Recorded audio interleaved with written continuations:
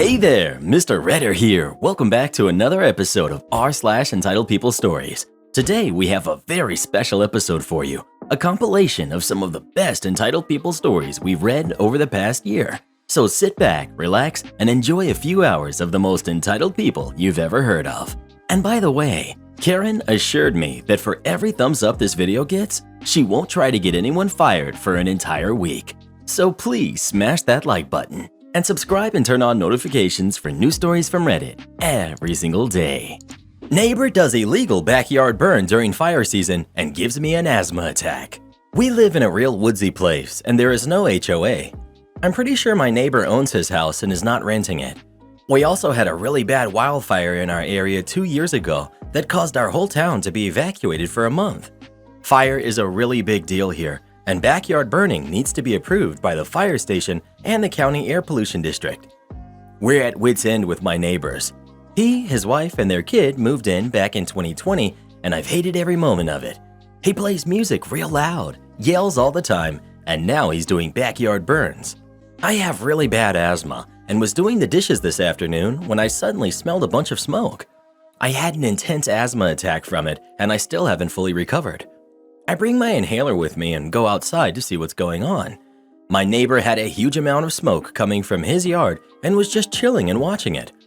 I walked down the street to where I'd be visible and asked him what he was doing. "I'm burning stuff." I told him that my windows were open and a bunch of smoke was coming in my house and I had an asthma attack and that he can't be burning so close to people's houses. I also asked him if he had a permit for this, which he claimed he didn't need one, but he does, and I pointed him to where he could get one. Although he wouldn't even qualify since we live in a residential neighborhood and his home is on less than 1/4 of an acre. He got really aggressive with me for confronting him, yelling at me saying, I can't tell him what to do on his property. I told him if what he's doing is affecting my health, I have a right to complain. He then went on about how awful my husband and I were because we confronted him one time 2 years ago when he started playing his music so loudly that we couldn't even hear our own television. I told him that I was trying to be nice talking to him because I could have just called the fire department and could have had him fined. He claimed since he didn't know he needed a permit, then he couldn't have been fined. He literally didn't understand that just because you didn't know something was against the law, that means you get immunity from consequences. While we were talking, he said he had to get rid of one of his dogs recently because neighbors kept complaining about his dog getting loose. His big German Shepherd was constantly running around our neighborhood, and a different neighbor came to talk to me about it since so many other neighbors complained.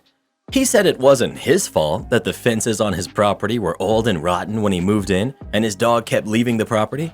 I pointed out that my dog doesn't run away or go into his yard despite our fencing needing some repairs too. He really doesn't seem to grasp that there are consequences to his actions. When talking to him, it feels like I'm trying to reason with one of the kids at the daycare I work at. I noticed how aggressive he was getting with me. I'm a short woman in my mid-20s, and he's a big burly guy in his 30s or 40s, so I was getting pretty scared. I tried some de-escalating tactics I do with the kids I work with, using a calmer voice and giving him positive reinforcement, telling him how much I've appreciated him being better with the volume of his music, and convinced him to talk to the fire department about getting a permit and to burn things on the other side of his yard, away from the house. He was much happier after that, but it was still scary to talk to a big, gruff, unstable guy by myself since my husband was at work, and to try to get him to understand that he can't light fires in his yard during fire season and that his actions are affecting my physical health. This confrontation was a few hours ago, and I'm still really suffering from the asthma attack I had earlier. My chest hurts, my throat and eyes are burning, and I've been having lots of coughing fits. My husband and I are planning on getting security cameras, and next time we will call the fire department. Well, what would you do in this situation? Would you try to talk to your neighbor or just call the fire department? Please let us know. I'd walk right up to their fire and let one rip. Talk about a flamethrower. Am I the jerk for telling my son that his house was dirty and his wife might possibly be sick? I've been up all night thinking about this, so I hope it makes sense. My son and his wife welcomed a baby 2 weeks ago. Both are 23. My son called me and said that he would like me to spend a week with them, and I said as long as it was okay with his wife, I'd love to. Well, I got there and he collected me from the airport. We had lunch, then went to his place. When I got there, my daughter-in-law, Megan, was hurrying around trying to tidy up. She told me she only found out that morning that I was coming. I looked at my son and he went red, then said that it was time to meet my lasted grandchild. As I was walking in, I noticed the house was not clean and that Megan hadn't looked like she had showered in days. It didn't sit right with me, but I've had 12 kids, so I know that things get messy fast, especially when you're tired. After meeting the baby, my son said, "I'll leave you girls to talk. I'm just going to pop out for an hour to go to the gym." So I asked Megan how she was getting on with motherhood. She told me that it was beautiful, but she was exhausted with feeds every 2 hours. It didn't sit right with me the way that she said every 2 hours, so I asked her would she like to take a nap or do whatever while I look after the baby. In my 61 years of living on this earth, I've never seen an adult fall asleep faster. I looked after the baby for 4 hours and made lunch until Megan woke up and took a shower. After a day of watching my son, who's on paternity, do nothing but look at me and Megan when the baby cried, no help with the household work nor cooking, which he should be doing all himself because she just had a C-section. I usually don't involve myself in my kids' relationships, but he got on my nerves, and no, he wasn't raised like that. So I told Megan she was being a doormat and that she smelled like she had an infection, that she needed to be on bed rest, and that my son should do 100% of the cooking and cleaning rather than act like a single teenager. They had a fight, and my son told me I was a Karen and a jerk for calling his home dirty and saying that his wife smelled. Me and Megan didn't fall out, but my son said that I ruined his marriage and that it's all my fault his wife isn't talking to him. Not the jerk. Your son should be helping out. You called him out on his BS and he didn't like it. That's his issue. Support his wife as much as you can and enjoy the time with your new grandbaby. OP, I'm glad you even understood my post. My English isn't even good when I'm fully awake. You're definitely not the jerk. Your son needs to act like a husband and a father. His wife needs help. Thank you for being there for her. I told my boyfriend's daughter that I owe her nothing. I started dating Dave 3 years ago. He has a daughter, Cassie, who's almost 20, and I have a son, John, who's 16. Dave moved in with me last year. Cassie sees me as someone who broke up her parents, despite her mom and dad being divorced for a year before I even met him. She has just treated me like absolute dirt since day one, calling me every single name in the book, egging my house with her friends 2 years ago, etc. Now I convinced Dave to bring his daughter on a vacation last year shortly after he moved in with us, so he could talk to her one-on-one about her behavior and set some ground rules because her behaviors became severe after he moved in with me, to a point where I almost told him to pack his crap up. So he agrees to go on vacation with her. When they return, she says something along the lines of, "I'm sorry, but you are not my mom. You are not my family. You are nobody to me. You and your kid will never be anything more to me than you are now. I will be nice, but don't expect anything from me, and never expect me to go the extra mile for you or your kid." After that, she left. She didn't say it in an overly mean tone. She was pretty calm about it, and I didn't even know how to feel about it, honestly. She never gave me a chance to respond either, so I kind of just stood there contemplating it, and later on, Dave asked that I just give her some time. So I agreed, and we went on about our life. Now, Cassie still has nothing to do with me or my son. It's been a year since her vacation with her father. She's come here several times, but she won't engage in any conversation with us. In fact, if we say anything to her, she kind of just raises her eyebrows and nods. Well, I'm planning a vacation to Florida in 3 weeks for me, my son, and Dave. He suggested we bring Cassie, and I said she could go if she pays for it. Or him, one of the two. Cassie doesn't have a job, lives with her mom, and Dave can't afford a flight ticket for her. So she came over yesterday and stated that I should be paying for her ticket because if I wanted to make things right and build a relationship, this would be where to start. So I quoted what she had said to me last year, and I said, "I will not be going the extra mile for you and I owe you nothing. You can come, but you or your dad will be purchasing the ticket. Not me and not my kid, who works." I'm now being told that I'm petty, childish, and need to grow up because she is a kid, stating that I am the adult here, and if I want to make this work, I need to prove to Cassie that I want a relationship with her. Am I the jerk? Absolutely not the jerk. Cassie isn't a kid. She's a 20-year-old woman who knows better. She was given an opportunity to apologize, and she squandered it. Suddenly she wants OP to want to start a relationship with her because she'll get something nice out of it. She's just greedy. Opportunistic and manipulative, might I add. Any relationship that is based on someone giving the other money is no relationship worth having. Am I the jerk for getting a waiter fired after he called me unhygienic? So I, 32 male, am Indian living in the US. I recently moved to this country and have just been settling in. 2 days ago, I went to a restaurant owned by a friend of mine who is also Indian. The restaurant serves authentic Indian cuisine, and I really needed that familiar meal since I've been feeling very homesick since I got here. In the restaurant, I ordered a rice dish called biryani, and it looked and tasted exactly like the biryani I get back home. And it honestly made me a bit emotional that I had to eat it with just my hand, no spoon or other cutlery, exactly as I would do if I were in India. My hands were clean and sanitized, and I was being neat and unhurried in the way I ate. I didn't think anyone noticed it since it is an Indian restaurant with a lot of Indian and Desi people. But a few minutes into my meal, a waiter walked up to me and asked me if my spoon was dirty and if I needed one. I said no, it's not, and then he sort of just stared at me, and I realized his question probably had something to do with me eating with my hand. I just kind of smiled and said, "Where I come from, they say eating with your hand makes the food tastier," and I went back to eating. He then said, "Well, where I come from, that's unhygienic, so please use a spoon for the rice." I was very surprised and insulted. I told him that was incredibly rude, and he should mind his own business. The waiter went away looking mad, and I didn't hear from him after that. I finished my meal with my hand, cleaned up, and then thanked the waiter who was actually serving me, paid, then tipped him, and left. Yesterday, my friend called me to ask how the food in his restaurant was and if I enjoyed it.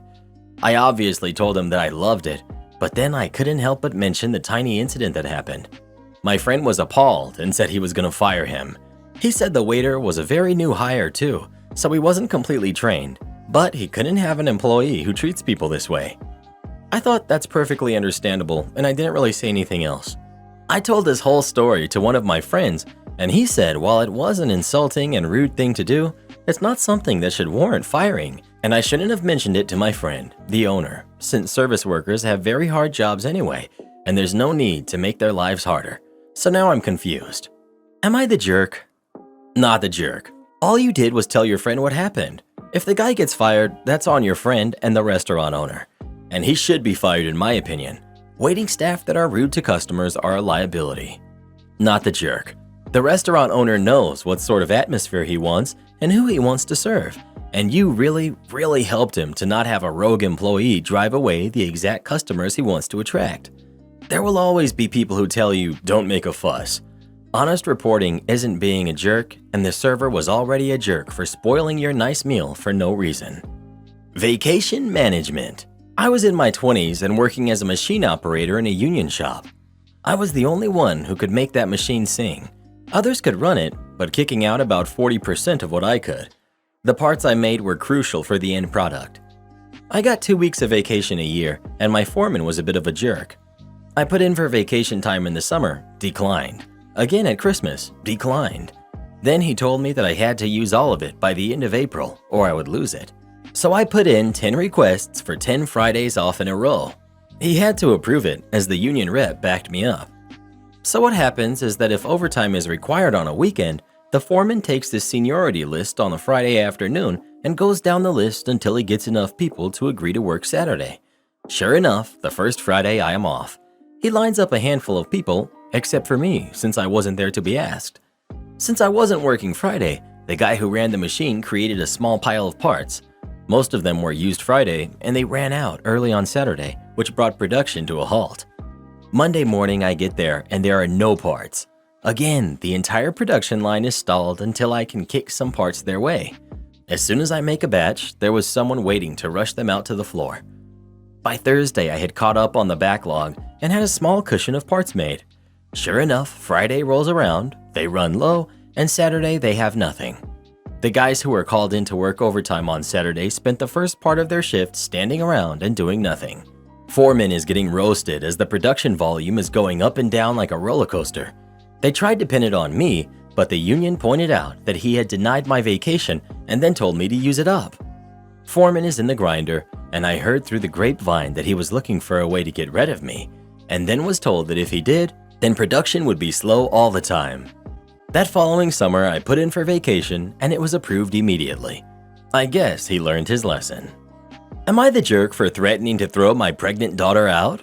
I'm 51, female, and my daughter is 22, and I love her dearly. We're close, always have been, but she still lives with me, and it's draining me emotionally and financially. She had a job as a teenager. We decided to put most of her earned money into a savings account. She got full access to it when she turned 18. It was probably around $10,000 to $15,000. She went on a trip with her friends, got her license, and bought a car. It was gone in the span of 6 months. I was disappointed. Me and her grandparents saved money for her that she gained access to when she turns 25.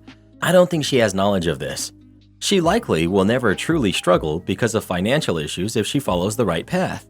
She's been out of work and school since she graduated high school. In November 2021, she told me she was pregnant. Baby is due in June.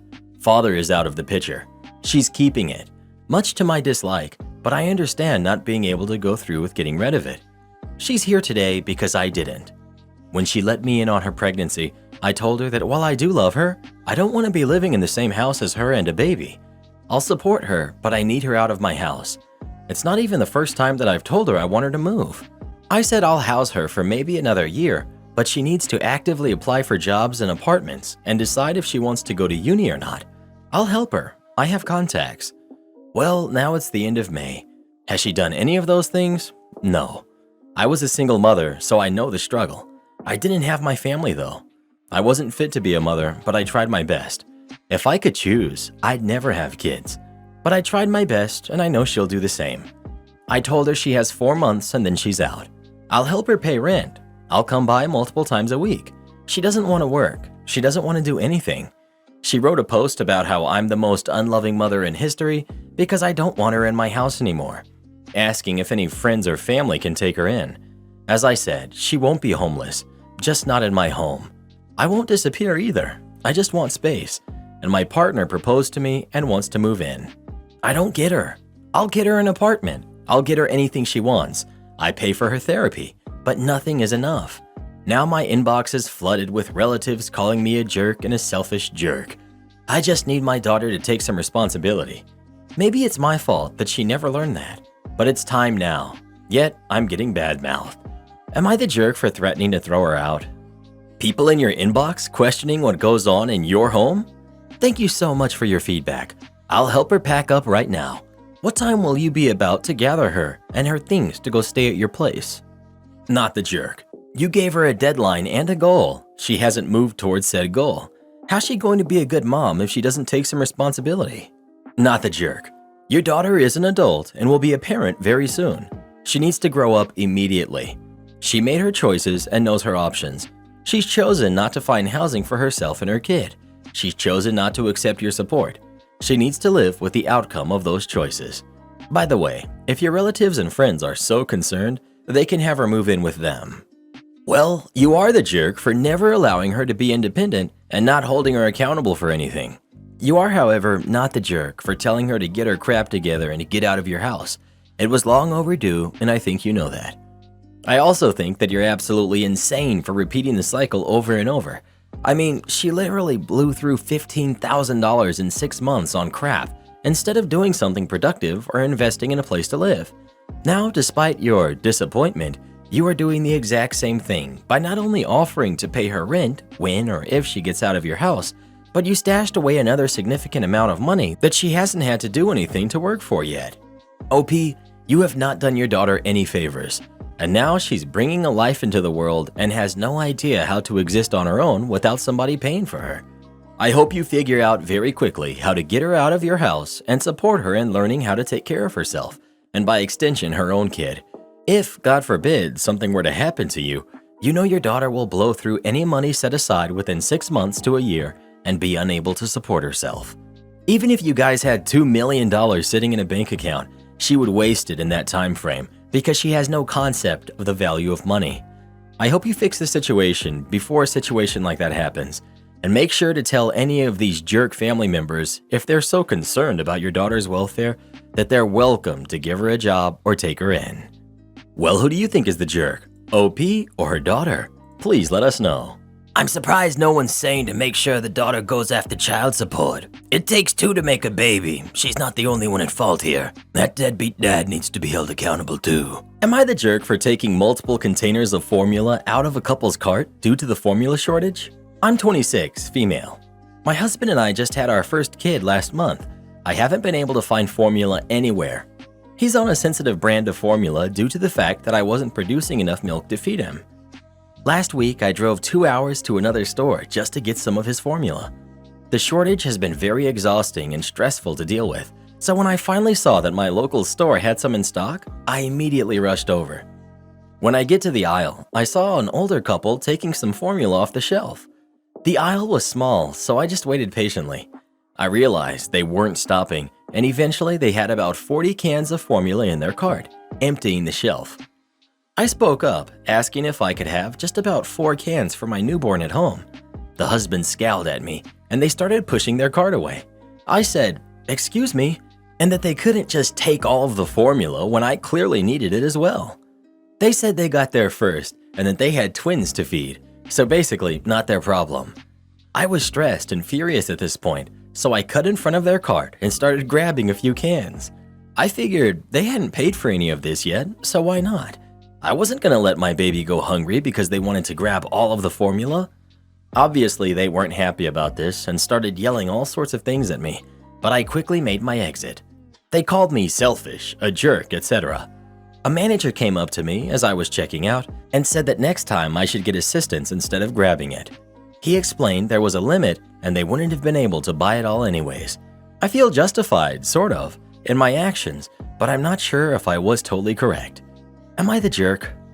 You know, sometimes the question isn't if you're the jerk, it's that it's not always morally wrong to be the jerk. Yeah, I would do the same thing as OP and not care if I was the jerk. Would I be a bad person? Maybe. Would my baby be fed? Yup, so don't care. Isn't that what the couple might also be thinking? This every man for himself ideology is really toxic. Not the jerk. And dollars to donuts, that older couple don't have kids and we're just going to sell it online at a massively inflated price. People like that should be named and shamed publicly. Not the jerk. Your actions were not the best actions, but you didn't know there was a purchase limit, so I understand why you felt the need to do it. Technically, it's not illegal to take something out of another person's cart. While it wasn't good form and you should get the store manager involved next time so they can take the heat, I can't condemn someone as a jerk for taking a couple cans of formula from a giant hoard of it to feed their baby. Entitled mom thinks she has the right to sell my car. I, 20 female, recently co-signed a car with my stepfather. Yay! The key thing about this car is that it's my responsibility. I'm learning to drive in it as my mother, 40 female, was terrified to teach me to drive in her car. It's why we got my car in the first place. Some background info. We got it for $0 down. The payments for both the car and insurance come from my bank account, and I pay for the gas and everything else it needs. I have a full-time job that I'm getting ready to start making $18 an hour at. So now to the am I the jerk? My mom went to see a movie a good 45 minutes away. I work night shift and she said she'd make it back in time to take me to work. That's not how that went. She hit rush hour traffic and got into a standstill. I couldn't call off as I'm 1 week away from being hired on and I couldn't risk it. So she told me to go ahead and take my car. Once again, I have a permit. I don't have my license. If I had gotten pulled over, I could have been arrested. The car could have been towed. I'd never driven through town on my own and I was terrified. In my terror, I did an oops. I grazed my car against a tree. I wasn't doing but 5 miles per hour.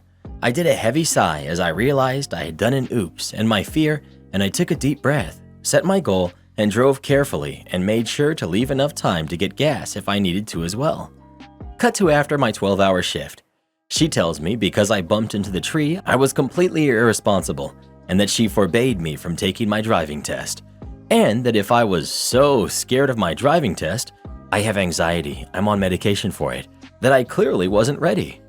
When I got upset and told her I was 20 and she couldn't forbid me from doing this, and that I couldn't believe I was about to say this, but she was being a major jerk, she threatened to sell my car. Mind you, she has no power over this. She'd have to give it back to the dealership, but even then, she's put zero money into it. I've only put money into it, and I did that on purpose. This is my car. I'm paying for it. I'm going to be paying for it for the next 5 years. I know she can't sell the car. She told me I was acting like a kid. I had a complete breakdown when she told me this. I worked 12 hours overnight and had gotten 0 sleep before going in because I was running all over and helping her with stuff. When I told her she had no right to do anything with my car, she simply turned her nose up and smugly looked at my stepdad. He very defeatedly said, "You hit a tree." I didn't hit a tree, I rubbed against it. So after all this, she tries to get me to go into a restaurant and act like I'm not falling apart. I felt all the hard work I had done mentally start to melt away. I had to spend 20 minutes chanting that I had every right to be scared. I have every right to be mad. I have anxiety, and it's normal to be scared of taking your driver's test. It took me an hour, but I got a hold of my boyfriend and told him all of this. He reassured me that I was in the right, that I had to make a judgment call, and that I couldn't lose my job, and told him what my mother said to me, that she'd tell him, "Guess why your girlfriend can't drive to you for longer?" She was so excited when she said it too. And when I told him what she said, I could practically see veins pop from his forehead as he said, "Oh, I hope she asks, because she'll love my answer." Am I the jerk for having a meltdown and going off on my mom? It's my car, I pay for it, and the dealership owns it. She wants me to move on, but I can't help how upset I am still. Edit. I think it should be mentioned I bumped into a tree in my yard. I wasn't out on the road. I hit it backing out of my empty driveway. Edit 2. I understand it was stupid of me to cave and drive into town, but with no Ubers, taxis, or buses, I really had to make a judgment call. I took all the back roads I could and stayed as far away from the main roads as possible. I don't live close enough to town to bike or walk to work, and my friends were working. They all work in food, and all of them work weekends. Not the jerk. It was completely wrong of her to ask you to drive unlicensed in traffic on your own. She should have offered to pay for an Uber after breaking her commitment. You have a job, you're paying for things yourself, and you're 20 years old. She let you down, and she's acting like she gets to punish you for it when she should be offering to pay to fix the damage. Fix this machine at all costs, but don't spend any money? Sure. About 5 years ago, I found myself as a second shift supervisor at a small manufacturing plant. We had a line of 8 machines with 4 others that could be added to the end of the line with a series of pipes and blowers. It all started when my boss, plant manager, said, "I don't really read the report that you send to me at the end of the day." He was trying to get a second, much larger plant running to make our small plant redundant and increase our capacity by around 8-fold, so he decided not to even be involved with the small plant. Okay, cool. Well, the company wasn't doing too hot. We had a ton of demand, but the orders were so large that we just didn't have the capacity to fill them. I, along with about 5 other people, worked 8 weeks straight from the beginning of July to the end of August with only 2 days off during that 8 weeks, and as salaried employees at $30,000 a year and not eligible for overtime, I was not a happy camper.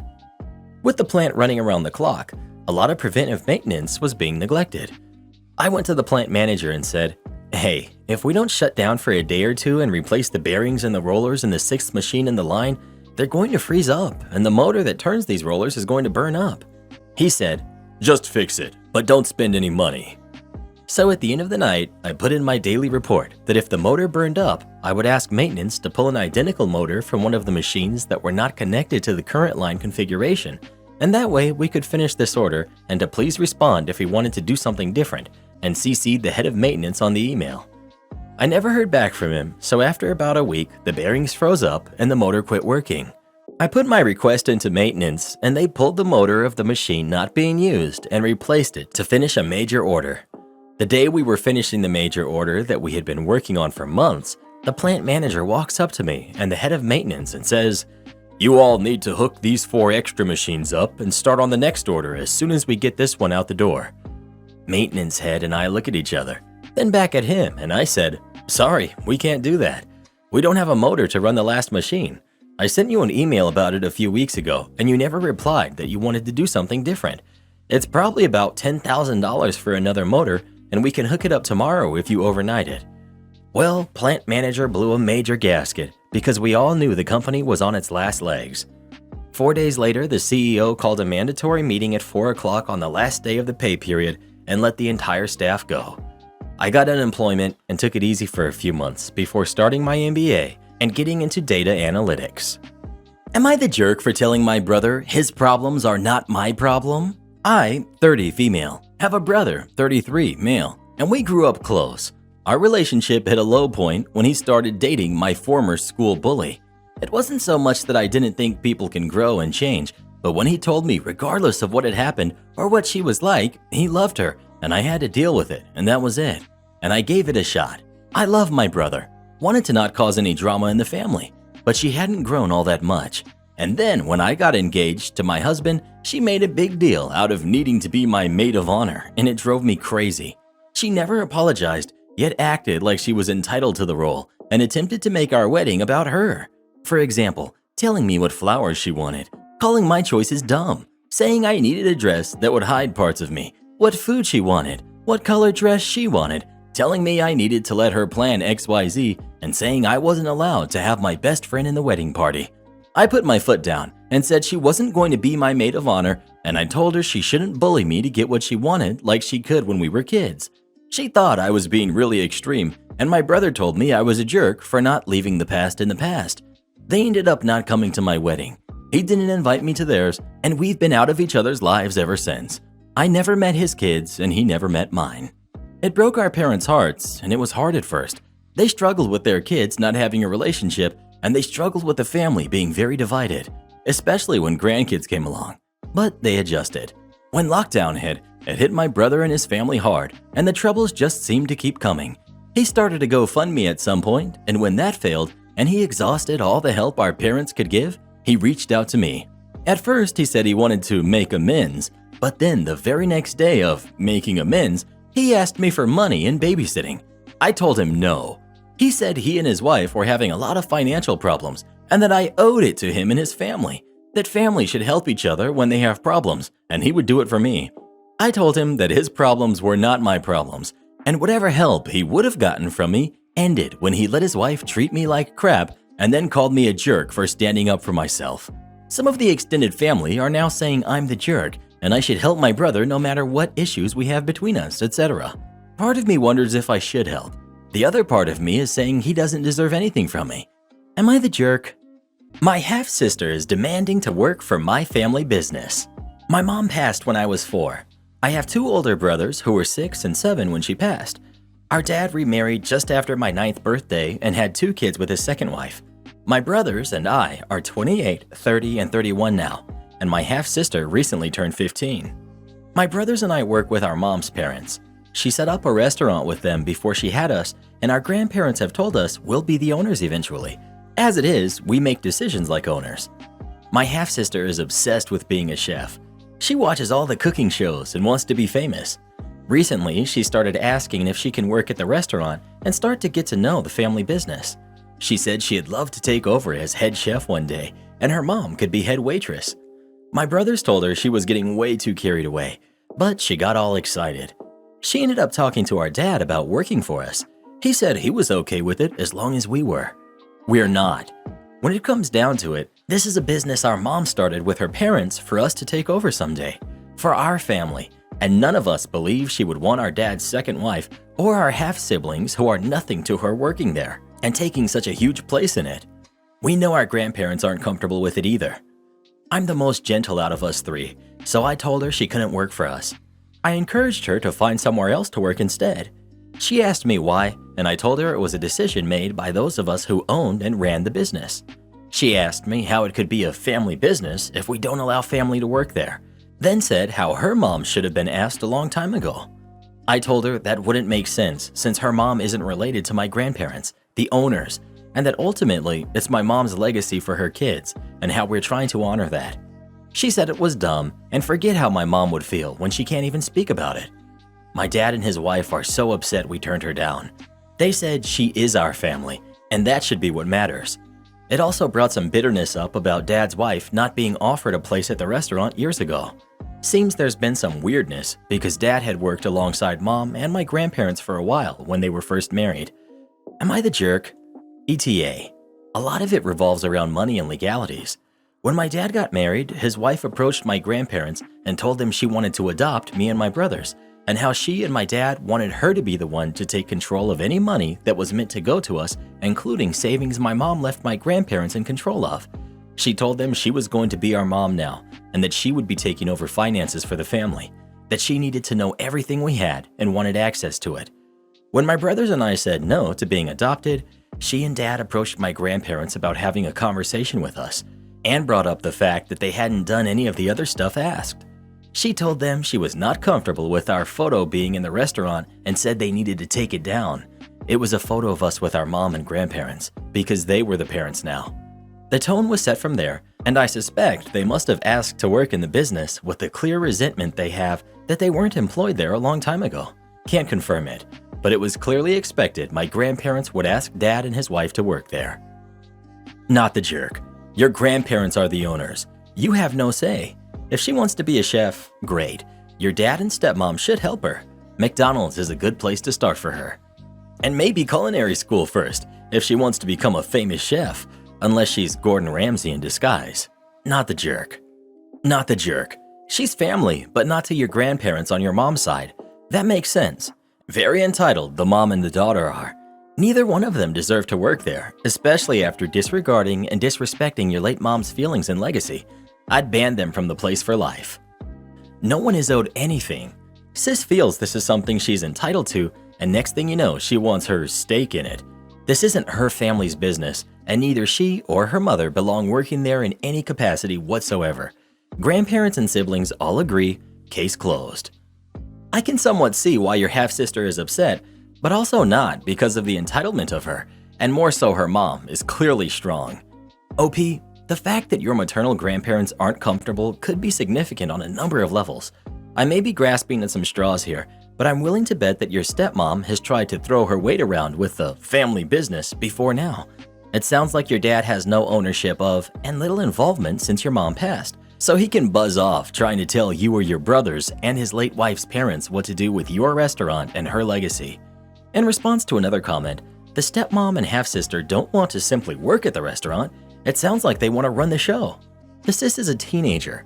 Where do you think she gets all the aggro and defensiveness about her mom not being involved years ago? It's likely been taught to her by her mom. Not the jerk. Stick with your instincts and dodge these 2 bullets and honor your mom's wishes. Well, what do you think? Should OP go ahead and hire his sister to work at the restaurant or not? Please let us know. Absolutely not. The entitlement in this one is off the charts. Am I the jerk for letting my daughter cry instead of fetching her tablet? Context. 6 years ago, my wife was laid off. She struggled to find a job in the following months, and we couldn't afford raising the kids, 2 boys and 1 girl, with my salary. An old client offered me a well-paying job overseas, so I took it. Last month, I came back after I agreed with the company to work from home, and they made the legal arrangements for it. When I was overseas, I'd talk to them every day and visit once a year. Whenever I was with them, I could notice that my wife was spoiling our daughter. I'd talk to her about it, but she'd tell me she knows what she's doing and that she's the one raising her every day, and that there's no harm in treating her like a princess. Our daughter is now 9, and while she's still our daughter and will always be, she's not exclusively that, and will need to start relying on herself more. When I came back, I found out that my wife has been doing her homework. My teenagers told me that my mom bought their sister 3 iPads that she smashed when having tantrums in the last year and bought her a new one 2 months ago. If our daughter asks for something, she will not stop crying until we get it for her. She'd literally be sitting on the couch and start screaming, "Water!" until someone brings it to her. If she forgot her tablet upstairs, she'll order her brothers to go get it for her, and if they refuse, she'll start crying. Yesterday, she tried doing the same. I ordered my boys to stay still, and I told her to go fetch it herself.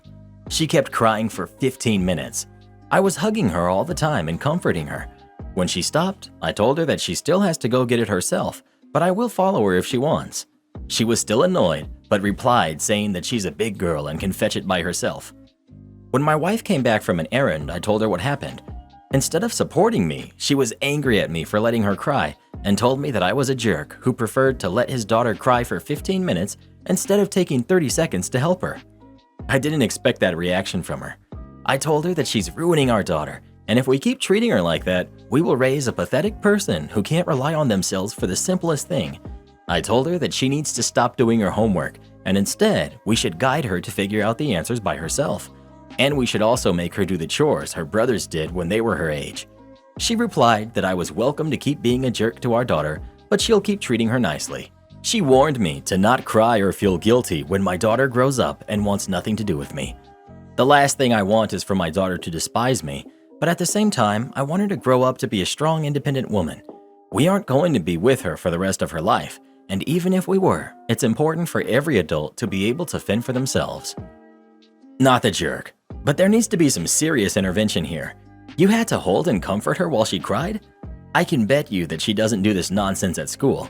You and your wife need to stop this immediately.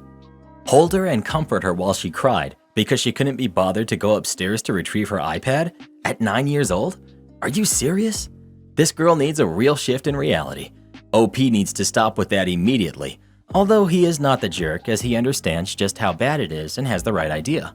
OP's wife is a jerk though. She sure doesn't mind treating her daughter better than the boys, as if that's not going to push them away, like she called out OP on the way he wants to treat his daughter. If you can, OP, please intervene. Get help, something. I honestly don't have any advice on what to do here, other than to encourage your daughter to do things for herself and not replace things once they're broken, and teach her about actual real life. But that girl is going to struggle in adulthood and future relationships if this continues. Look, it sounds stupid, but this is actually good parenting. Kids have tantrums and should learn to self-soothe, especially if a parent is teaching them how. Tantrums will stop by age 4. This girl never had that, so he needs to teach her how to self-soothe while not giving in. Hey Reddit boy, when you were little and threw tantrums, did your parents teach you how to self-soothe? Yeah, with dad's belt and mom's paddle. Well, who do you think is the jerk? OP or his wife? Please let us know. No wonder there's so many Karens in the wild. Should I make my sister-in-law pay above average rent for one bedroom? I'm 100% being petty here, but curious if I'm actually wrong. Most of my husband's family think I'm being childish and need to let the past go, as my sister-in-law can't afford this, but her behavior towards us in the past makes me feel that this is warranted. 2 years ago, my house burnt to the ground after being struck by lightning. Thankfully, it was during the day, so our kids were at school and my husband and I were at work. We lost everything, but we were safe. It took almost 11 months for the insurance to pay out. The insurance covered 1 month worth of hotel stays, but after that, we were made to fend for ourselves, and the only option we had was to move in with my sister-in-law. She tells us we can have her spare room and her office space since she used neither of the rooms, and her stipulations were that we needed to purchase all of our own food and pay her $100 a week. By week 3, all of that changed. She then decides that we need to pay her $250 a week, and we can only use one room. So all 5 of us were crammed into the smallest room she had, which was the size of a glorified closet space and didn't even fit a twin bed and a small dresser. So we lived out of trash bags and slept on the floor for close to $1,000 a month some months, and still had to purchase all of our own food, despite her claiming my kids on her food stamps. She also had no bills outside of her land tax, $450 a year, electric and heating oil, which she hardly ever filled. So we were essentially paying her so that she could do leisure activities. It was the worst 8 months of my life. 3 months ago, my grandmother decided that she wanted to go to assisted living after a fall and transferred the deed of her house to me and basically said it was mine now. It's a 5-bedroom farmhouse. My boys insist on sharing a room, so we have 2 extra bedrooms. Well, my sister-in-law lost her house last month due to not paying her land tax for several years, and asked if her and her stepdaughter could stay with us until they have enough money to move down south. I said sure, 1 bedroom, $800 a month, and you have to buy and cook all of your own food separately because my daughter is vegan.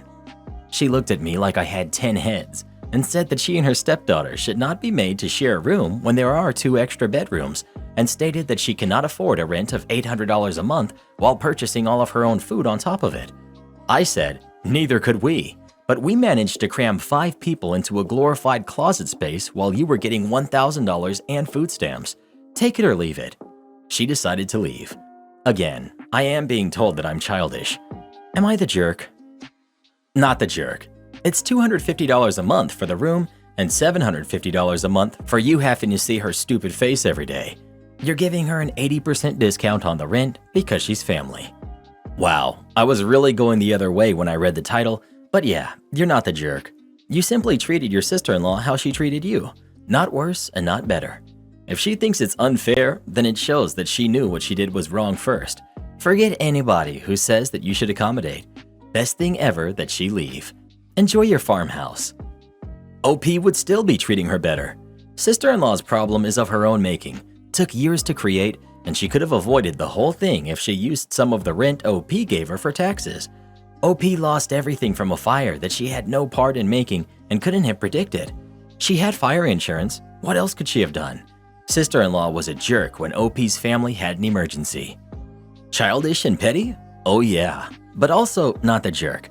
Tell your sister-in-law and everyone else that you reap what you sow. In my opinion, you're being extremely generous in requesting that she pay $200 less than what you paid for one room. I'd argue that it's neither childish nor petty.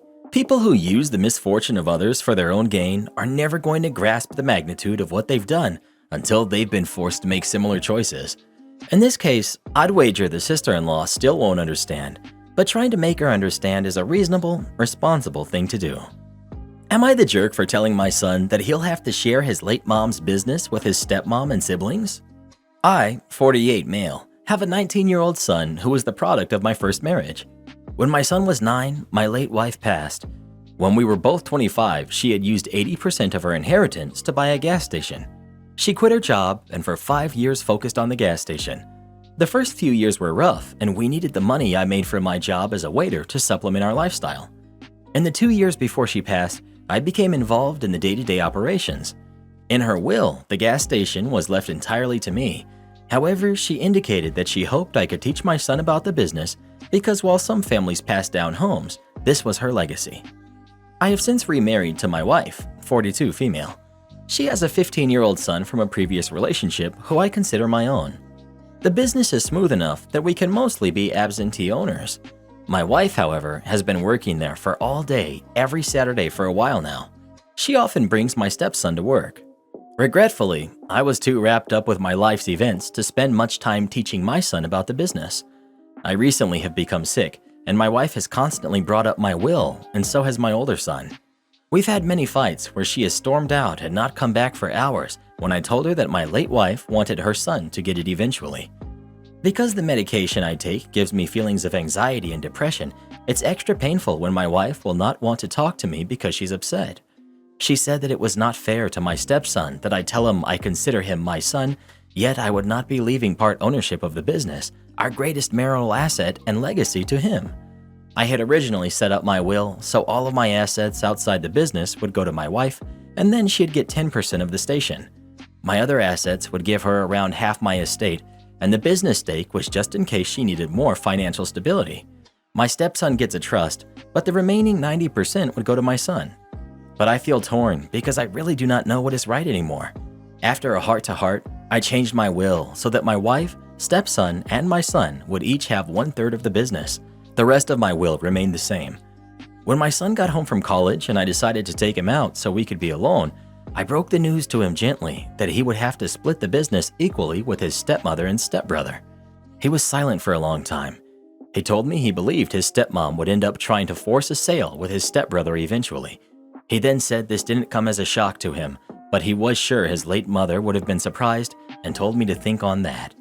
Then he walked out, and he has avoided me since. Am I the jerk for doing what I've done? I already see the tension in the house, and I feel like I always come home and walk into the aftermath of an argument between him and his stepmom. You're the jerk. You're disrespecting your late wife's wishes and letting your current wife ruin the relationship with your son. He cares more about how his wife feels than his own son. It's obvious this is how it's been for a while since the son already guessed his dad would do him out of his mom's business. As he did state, his mental issues have been getting worse, to which I think is 100% on his new wife, and I think he was doing it to make everyone happy, whilst ignoring his son and his late wife's wishes. I could be wrong though. You're the jerk. This station was purchased with your son's mother's inheritance. You know that your first wife wanted the business to go to her son. You are allowing your current wife to bully you into her demands. She only works on Saturday, so it isn't as though she has poured her life into ensuring the business is successful. However, it sounds as though your first wife did. By splitting it into thirds, you're doing over your son. Your stepson and wife will have the majority ownership together, not to mention, why are you giving stepson an equal share as your son? It isn't as though this is just some random piece of property. The strong financial and historical ties to your son's mother make this an easy and clear answer. Well, what do you think? Is OP the jerk for changing his will or not? Please let us know. My heart always breaks in these stories when someone picks their new spouse over their kid. Don't stop painting the mural? Sure thing, boss. For the last 3 years, I've worked as a muralist for a mural company. It's hard work, but also rewarding, as I was beautifying public spaces. I had a good boss. He was a skilled painter who worked alongside us on big projects in addition to providing us with plenty of financial incentives and encouragements. Unfortunately, he retired last year and gave full control of the company to his business partner. It immediately became a crap show. The business partner controlled the administration side of the company. He was not a painter and didn't understand the work it took. He would overbook clients and overpromise on completion dates. He never offered us incentives and would only berate us for not getting jobs done quick enough. We tried to tell him that the old boss had always encouraged us to take our time and deliver the best mural, as the company's reputation rested on the quality of our work. We also tried to explain that as artists, we wouldn't be proud of the work that we put out there. He brushed it off with, "You're paid to finish jobs, just get it done." This was incredibly demoralizing, and after 2 months of churning out rust work, we were burnt out. One of our 4 muralists quit. The final straw came 3 months later. Our company won a huge bid to paint the side of a 5-story tall building using my design. I told the boss that it would take us 5 weeks to complete. However, a week before the project was due to start, he told us that we had 3 weeks. We protested, citing that we're down 1 muralist, safety issues, weather changes, and the complexity of the design. He, of course, told us that the contract had been signed and brushed off our concerns. He did, however, offer us financial incentives for overtime work this time, and knowing that there was nothing we could do, we accepted it. I simplified the design, and we planned to stay late. The weather got bad as predicted. There were a few days of rain where we barely got work done. We fell behind and told the boss that he had to get us an extension. Our client was nice enough to grant another week, but our boss was upset. He would show up to the job site regularly just to rush us. On the 3rd week, we were working when a light drizzle started. We were waiting in our cars, hoping that it would pass when the boss showed up. The moment he saw us, he started accusing us of being lazy. To quote, "This is why we're falling behind." One of my coworkers said through gritted teeth, "Can't you see it's raining?" But before we could explain why we couldn't paint in the rain, the boss yelled, "If you're scared of a little drizzle, you shouldn't be a muralist. Get back to work." My coworker shot me a look, and I knew immediately the malicious compliance was on. The 3 of us got back on the scaffolding and began working. The boss smugly said, "See, that wasn't so hard," and drove off. We kept our smiles to ourselves. When the boss returned that afternoon, he was horrified. The rain had washed the wet paint down the building, leaving paint streaks dripping onto the rest of the mural. Basically, the whole mural, 3 weeks worth of work, was ruined. We noticed him staring slack-jawed, but we just kept painting. Then he called us down and lost it on us. When asked, "What were you guys thinking?"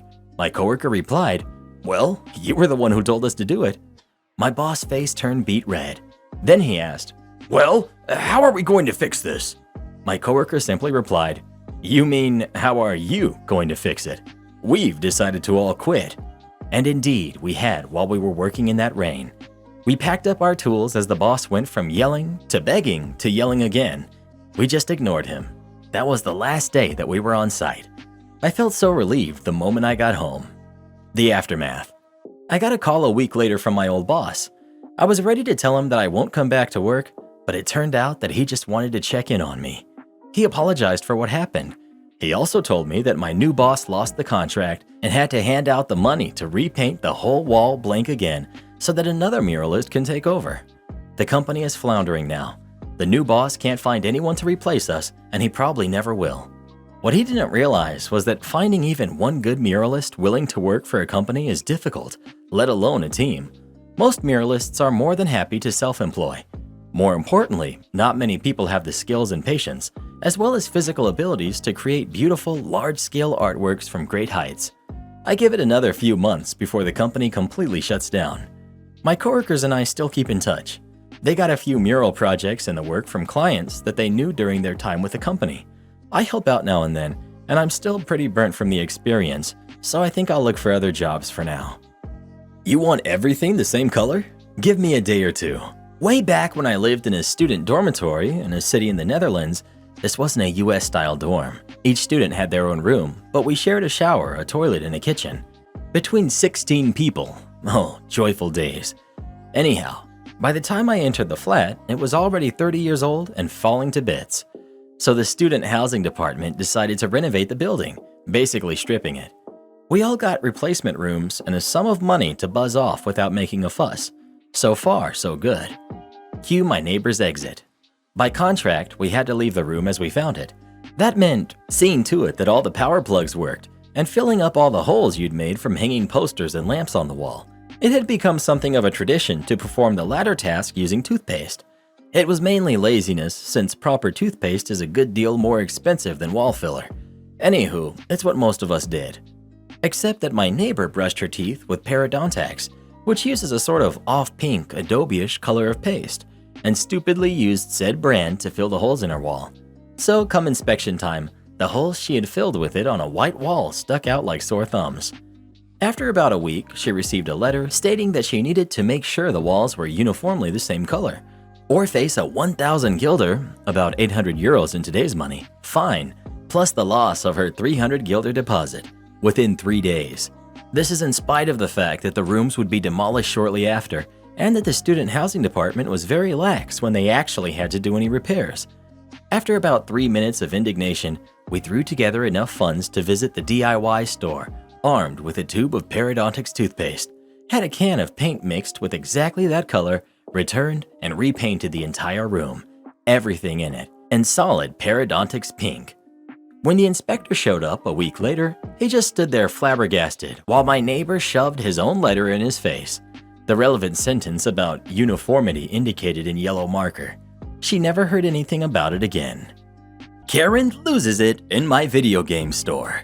I work at a family-owned video game store in a big shopping strip at the beach.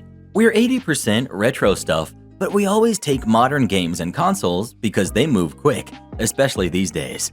I'm working my Tuesday opening shift, going as slow as weekday mornings usually do, when one of my favorite regulars, an old gentleman that loves talking movies with me, and a woman, who I'll be referring to as Country Karen due to her accent, come into the store within a minute or so of each other. I say hi to the regular, Country Karen comes to the counter. I'll tell him I'll be back once I'm done. Regular goes to check out our Blu-ray trades from the weekend. Country Karen starts to explain she bought 2 Switch lights for her nephews, not realizing they already had a regular Switch in their house. Says the kids lost the receipt, entirely her own fault for giving it to the kids, so she can't return it and wants to know what I can do for a cash trade-in. She seems a little frazzled, but I chalk it up to stress and annoyance at her situation, since she explains she just came in from being told no at Target. I take the Switch Lite and take it out of the box. It's about as factory new as it gets, with only a small tear on the box and a few kid-sized fingerprints on the screen I can wipe off. She says she just wants as much money back as she can at this point. I pull up the trade sheet to double-check our trade rates. A Switch Lite retails for $200. We normally sell used for $180 and give $100 store credit or $80 cash. Since this Switch Lite is basically factory new with the box, I decide to give her a bit of a deal. Me. Well, normally Switch Lites only trade for $80 cash, but I can do $110 for this because it's a popular color and it's in really good condition with the box. Karen. What? That's so low. GameStop has a promotion and will give me $140 for it. Can't you do any better? Normally, we try to beat GameStop's everything by at least 15%, but being corporate with more employees and less stock per store, they can get specials and promotions done we can't.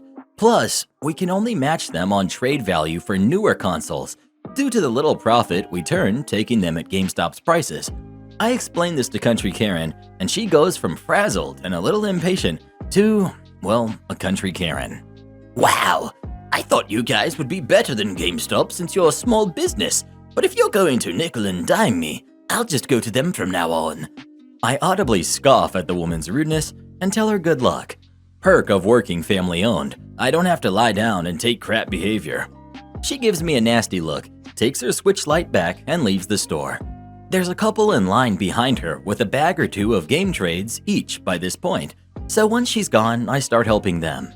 Regular brings up a few of our movie trades. All four of us start talking movies while I get the games done. Mornings on weekdays usually aren't too bad, but for some reason I had a huge line of nothing but boxes of trade-ins per person come in while I was helping the first two guys out, and I was the only employee in the store that day. I finished the second person's trade and excused myself from the movie talk to focus on powering through the new line of people.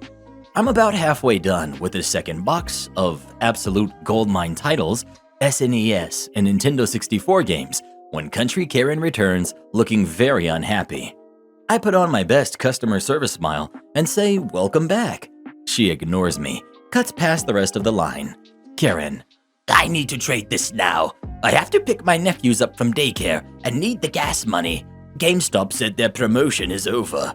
Me, sorry to hear that, but I've got other customers I'm helping right now. You'll have to get in line. I said I need to trade this now. They're out soon, and all this running around is going to make me late as it is. I look at gentleman I'm helping, who shrugs and says he doesn't mind. Then at the other four people in line with boxes or bags of trades in hand, patiently waiting their turns. The next person in line is watching and giving Country Karen the audacity of this jerk face I've ever seen. Since it's one item and normally it only takes a minute, I tell Country Karen, fine, I'll ring her through quick. I suspend the current trade, take the light, double check it, then add it into the system and ask Country Karen for her ID, which she loudly sighs about and takes a minute digging through her purse. Next guy in line definitely isn't happy with her attitude, makes a comment to the woman he's with that Country Karen and I can't make out. Karen finally finds her ID and hands it over. I enter her info into our customer database, up the trade of the Switch Lite to 110 and tell her the total. Much to my surprise, she balks as if I've just really upset her and indignantly states, You told me $139.99 earlier. I want the money you said I'd get the first time I came in here. Me, no ma'am, I said 110 because it's… No, you told me $139.99. I want the money you said I'd get the first time, or there's going to be an issue. That's BS, since every single trade in our store rounds to a whole dollar amount. But Country Karen keeps insisting I told her what I'm assuming was the GameStop promotional trade price. At this point, both I and the next guy in line are done with Country Karen. He loudly sighs and says, "Come on, man." But Country Karen either can't hear him or doesn't care. I, on the other hand, give Country Karen another winning service smile. Sure, your trade will be $80 cash then. I can see the few brain cells left in Country Karen's wino head trying to process how the value has gone down instead of up. That's less. I want the money. At this point, she's yelling in the store, so I use my 8+ years of singing bass in church chorus to talk over her without sounding like I'm yelling back.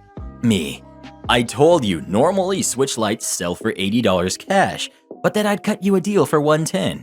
If you want the amount I told you the first time, that's $80. My regular and one of the first two trades are still near the till, and they both pipe up to support me and say I did, in fact, give her those numbers. Country Karen, red in the face and realizing her mistake, starts to backpedal. God, fine. Just give me the $110 so I can leave already. Me, no ma'am. You were very firm about wanting the first amount, so it'll be $80 cash for the trade. Country Karen looks like she's about to explode before she checks the time on her phone and deflates. Just give me the money. Absolutely. I ring out her transaction for $80, make her sign the receipt saying she agrees to the trade, then loudly count out $80 cash and 20s for her, which she snatches off the counter and storms out of the store with, while the next guy in line is bent over the box of games in his arms, laughing his butt off. Entitled mom steals my iPad and demands I let her kid keep it. I work at a car dealership as a receptionist, one of my duties being greeting customers when they enter. I'm a professional artist on the side, and I've been busy with some commissions lately, so since it's not busy at the dealer, I started working on my iPad mini. It's old and I'm working on upgrading, but I currently can't afford to, so I live with it despite the battery life being really short, and I have to basically keep it plugged in at all times. During my lunch, I was in the waiting area doing more work when a kid, a girl no older than 4, came up and watched me work. This happens a lot when I draw in public, and usually the kids just ask a lot of questions, But this nice girl was very quiet and just had a look of amazement, so I let her be. Her mother, the entitled mom in this story, was nearby at a salesman's desk working on purchasing a new car, which is a long and no doubt boring process.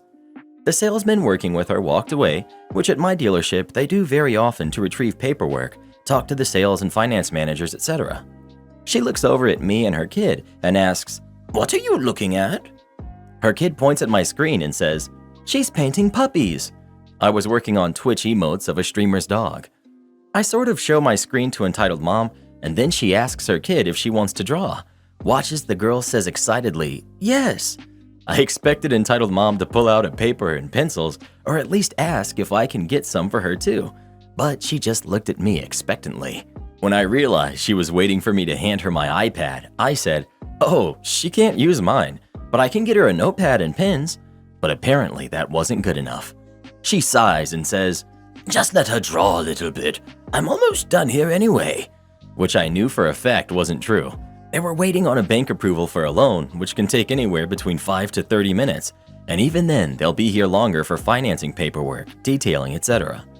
I start to explain that this is part of my work, and she scoffs, saying I'm just doodling puppies and it was selfish that I wouldn't let the nice girl doodle on my device too. Poor nice girl was just looking at her hands, looking quite embarrassed. I then pretended my lunch was over and got up to spend the rest of my lunch at my desk. I couldn't see her behind a huge truck on display, but I can hear her grumble to nice girl about who knows what. Whatever. I pretend like I didn't hear so I don't mess up this sale for my coworker. Sometime later, nature called me and I get up to go to the restroom. I left my iPad on my seat so it would stay plugged in, and I put a notepad over it to try to cover it up somehow. My desk is a wide crescent shape with no drawers to keep my things safe, so this was the best I could do to somewhat hide it. I was in the restroom no longer than 3 minutes, but when I got back, only my charger remained. My iPad and Apple Pencil were gone. I looked over to the lady who had her large purse suspiciously in her lap now instead of on the floor beside her chair like it was before. I was panicked because a lot of my work is on that iPad that I needed. I went to my sales manager and told him the situation. He told me he would take care of it, but to be patient for now. I went back to my desk full of anxiety and my stomach doing backflips. Sales manager went to the desk where entitled mom was to work out the deal. They're far enough that I can hear their voices but not pinpoint what they're saying, but I did hear her eventually yell, "How dare you! I would never steal. Do you want to lose this sale?" I immediately got up and went over behind the lady so sales manager could see me, but she couldn't. He tells her he understands, but my iPad went missing and he wants to make sure no one currently in the building has it. That's when I remembered the Find My feature on all Apple products. My iPad was connected to the dealer's Wi-Fi, so I pulled out my iPhone and pressed play sound for my iPad. Her purse started dinging.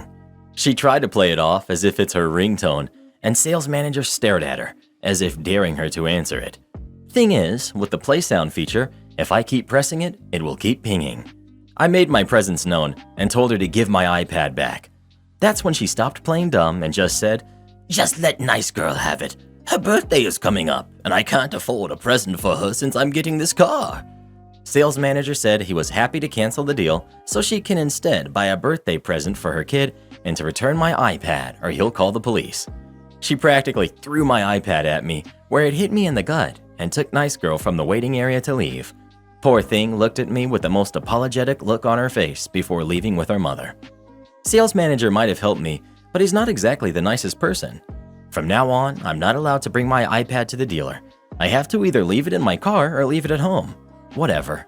Entitled mom took my Apple Pencil with her since she left in a hurry, so I'm gonna stop by the Apple store after work to get a new one. But until then, I'm stuck with my pens and notepad. Edit. I got off work, and Apple Pencils cost like $120. The first generation. The one entitled mom took, I bought secondhand for $70. What on earth? Am I the jerk for cutting my son's college funds since he refuses to visit me? I, 38 male, have 3 kids, 18 son, 16 son, and 13 daughter. But one of them isn't my biological son, the one who's 16. I found out about this 3 years ago. It was a messy situation, so I ended up divorcing my wife and leaving. I moved to another city because I needed time to heal. I wasn't physically involved in my kid's life for 2 years, but I called them every day and talked to them. I also paid child support for the three of them. Here's where I know I did a terrible thing, and maybe that's why Alexander is mad at me and doesn't want to see me. When I called my kids, I only called Sophia and Raphael, who are 13 and 18, because I felt uncomfortable talking to Alexander. One day he was angry and grabbed the phone crying and said, "Don't you love me, Dad? Why are they more important to you?" I politely replied and said, "Honey, look, I love you, but I need some time to heal. I'm still your father and I'll be back soon." He knows I'm not his biological father. I talked to him through messages because I didn't feel completely comfortable doing a FaceTime. I moved back to my city last year with my new partner to settle down, and my kids, who are 13 and 18, came to visit me immediately.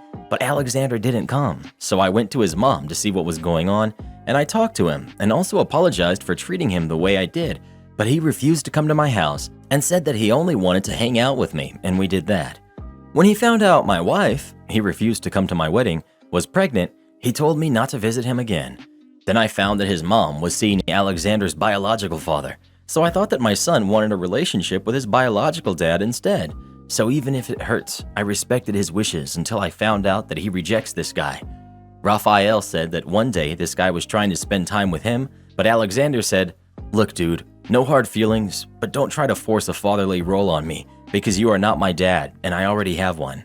So I decided to invite him again to live with me because my other two kids live with me 80% of the time and he's the only one who refuses.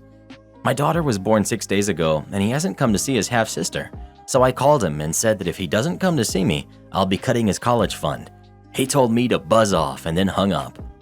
My mom's saying that I'm being a jerk for threatening him that way. Am I the jerk? Seriously, I don't see the point of paying a college fund for a kid that doesn't even want to see me. You abandoned your son, who no doubt took this news as hard or harder than you did. You turned your back on him. Now you want him to dance like a trained monkey playing to your whims so he can have a future? You're the jerk. A very selfish jerk. Your poor, poor son.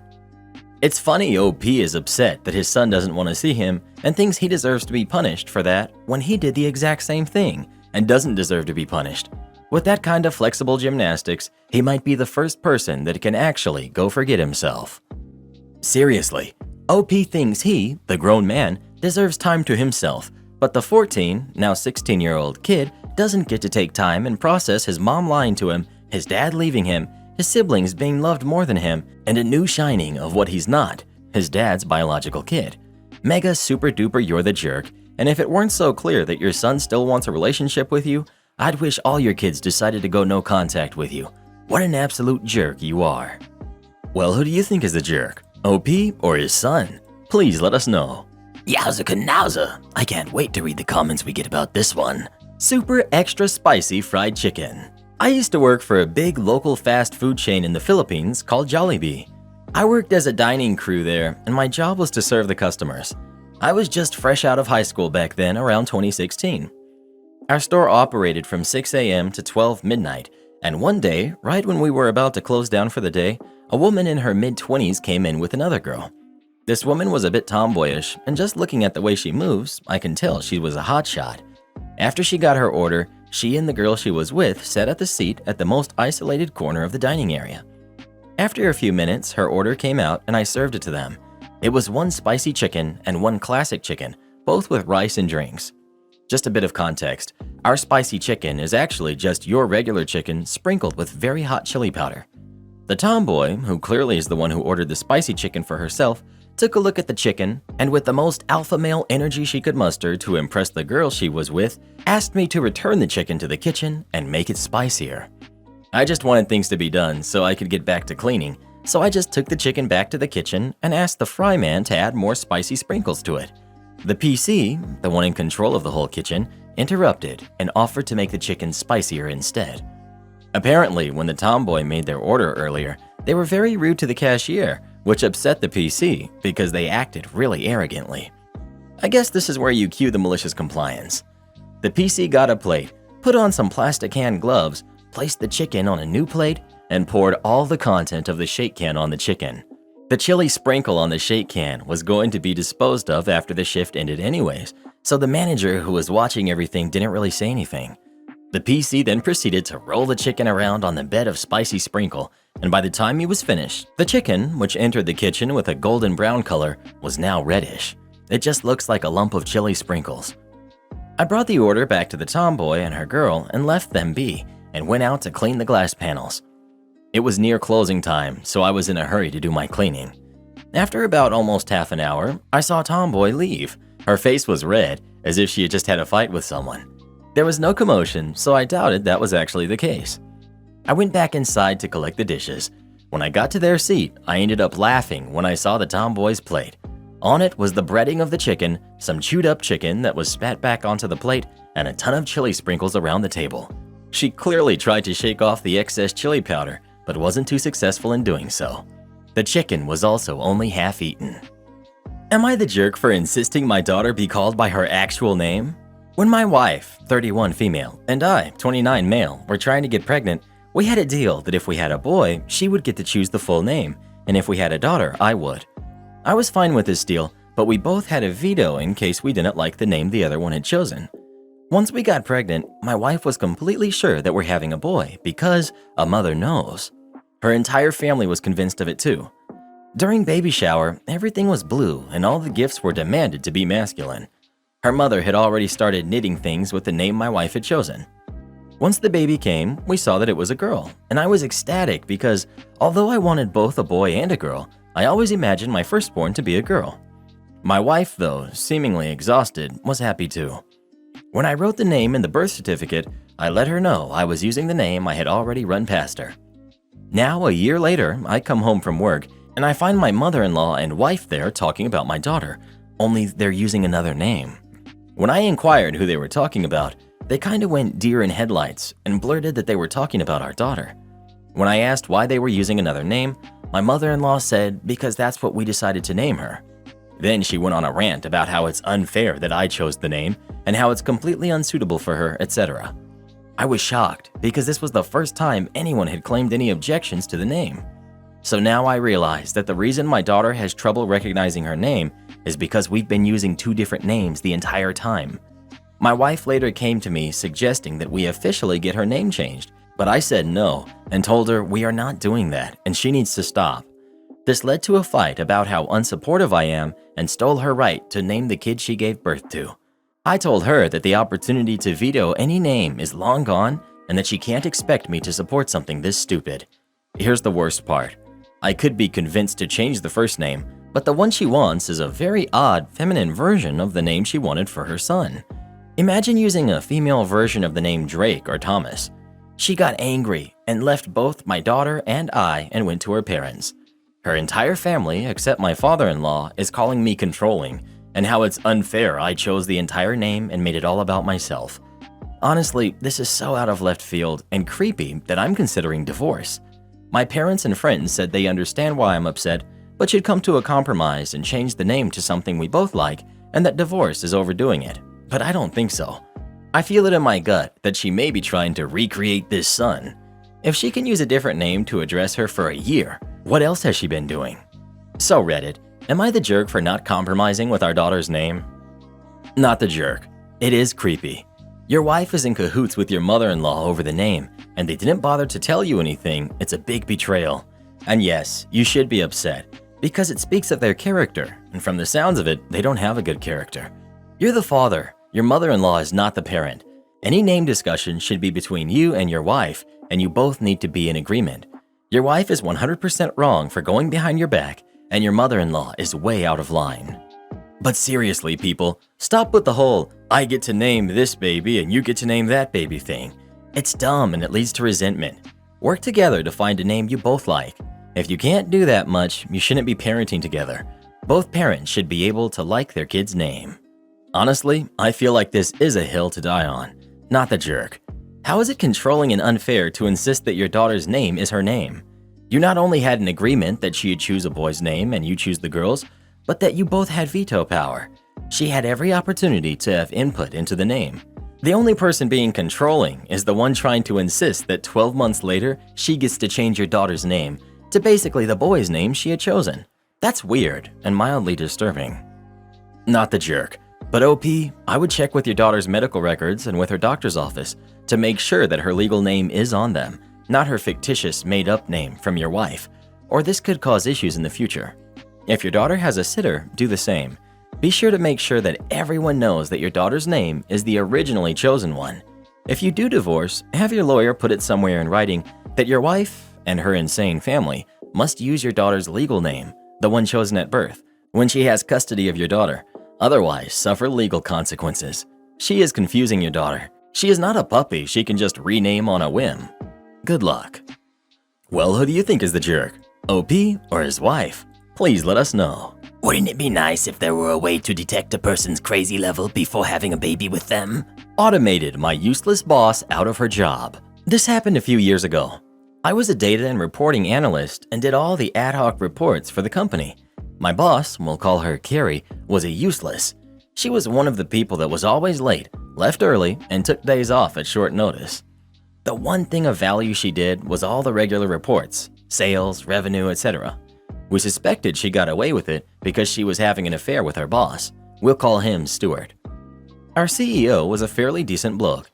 He had looked for ways to cut costs and would pay regular bonuses for the best cost-saving initiatives. Carrie was very keen to submit ideas and encouraged us all to automate our tasks so she could try and take the credit for the savings. On one of her days, which coincidentally Stuart was sick as well, the CEO was desperate for the sales report my boss does. I said I'd give it a look and see if I could get it done. Normally, she'd spend 2 to 3 days doing it each week, but the CEO wanted it that afternoon. A quick inspection of the data showed it would quite easily be automated, so I knocked up the necessary script and got it over to the CEO, who was super impressed that not only had I got it done in a couple of hours, but also that it could be updated whenever he needed it. He asked if I could also look at the revenue, churn, and a couple other reports. Over that afternoon, I automated everything my boss did.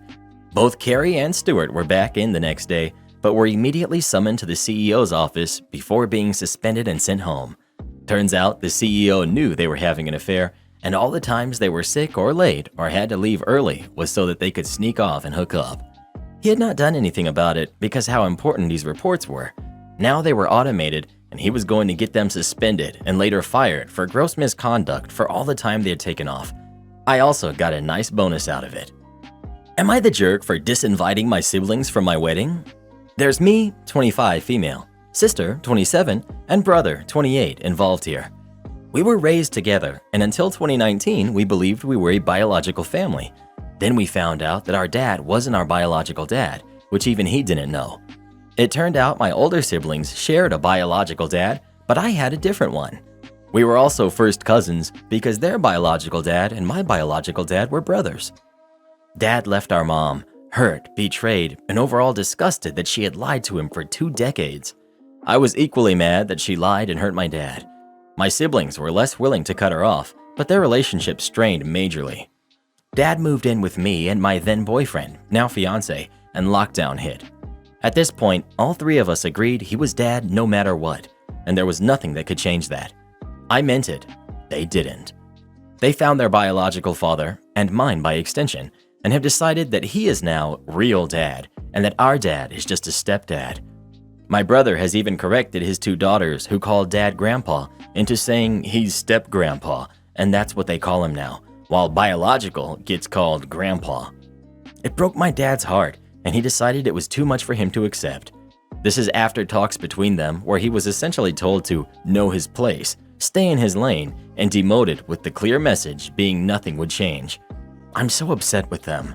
They've tried to push me to meet my real dad and have told me it's okay to go back on what we said.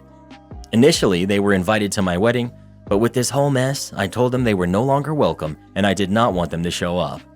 They told me that just because they have a relationship with their real dad doesn't change things between us. I told them it does. That if dad isn't our real dad after everything he's done for us, then we're not real siblings, because technically we are half siblings and cousins. That my dad is still my dad 100%, and biology is meaningless to me. And so it was the best for them not to come, because I no longer wanted them there. What I said hurt them. My sister-in-law, married to my brother, told me that I was a jerk for throwing half in their faces and cutting them from my wedding like we haven't been siblings our whole lives. I think that's almost more annoying to me because that's our dad. But he can be treated like this and discarded like he's nothing? Am I the jerk? Not the jerk. Your dad is lucky to have a daughter like you. Congrats on the wedding. I cannot imagine exiling and belittling the man who lovingly raised me for decades for a man that would repeatedly get with his own brother's wife and then refuse to acknowledge his biological kids for their entire childhood. Funny how the monster that intentionally created this situation is still called Mom. Not the jerk. I hope you and your dad have a blast at the wedding. Edit. I misread, OP. The affair partners were brothers. You and your dad deserve so much better than this pile of jerks. OP.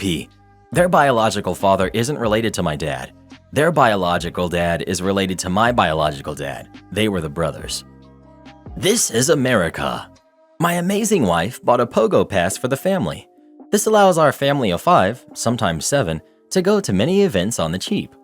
Last night, we saw the Rattlers play against the IFL's newest team, the Frisco Fighters. Great game. One that a certain couple didn't get to see thanks to some, presumably, malicious compliance on behalf of the ticket scanner. We were waiting in line, waiting for our tickets to scan. Noticed a couple in front of us getting very fidgety with their middle school twins, yelling at them to pull up the tickets on their phone. They made it a race, as if everything was a competition to these girls. Twin 2 wins. Lost that bet with my wife, just in time to get scanned. All that, and the man scanning didn't take his magic wand and scan their phone, just looked and nodded them through, about ready to move on to us. But alas, it was not to be. Mom starts tripping, telling the young ticket scanner, "But you didn't scan us." He replies, "Ma'am, you're good to go." He then turns back to us to scan our tickets that were also readied by our kid, saying as he makes eye contact with us, "Hey man, some people don't get it. If I say you're good to go, you are. Got no problem with me, you're problem free." He said it so rhythmically that nothing I could write could do it justice. Just how melodically he almost sang this utterance, like a catchphrase. All of a sudden, the lady shouts while whispering, probably because security is right there. This is America. For all of our safety, I demand you scan each of our tickets. Enter malicious compliance by the young ticket scanner as he tells us, "Watch this." He takes the scanner, asks the crazy "This is America" lady, "Are you sure?" Positive. You know that. She was about to ramble on when the ticket suddenly made a weird noise, the noise of rejection.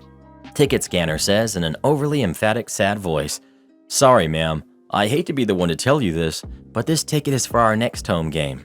See the date?" Crazy lady replies, You've got to be kidding me. and she turned to her disappointed-looking family and disappeared into a crowd of people I could care less about.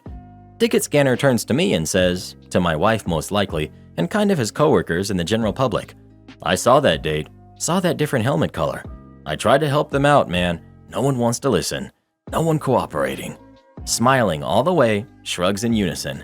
Nice to see malicious compliance secondhand. Am I the jerk for not paying for my landlord's damaged car after he rammed his car into mine? I live in my landlord's home, renting part of it. Anyways, the suite came with one parking spot. The parking spot that he advertised. This tiny squeeze right next to 2 of his cars parked in front of his 2-car garage. I live in Vancouver, so landlords can get away with offering the minimum and expect the maximum in rent. But okay, I could carefully fit my tiny coupe in.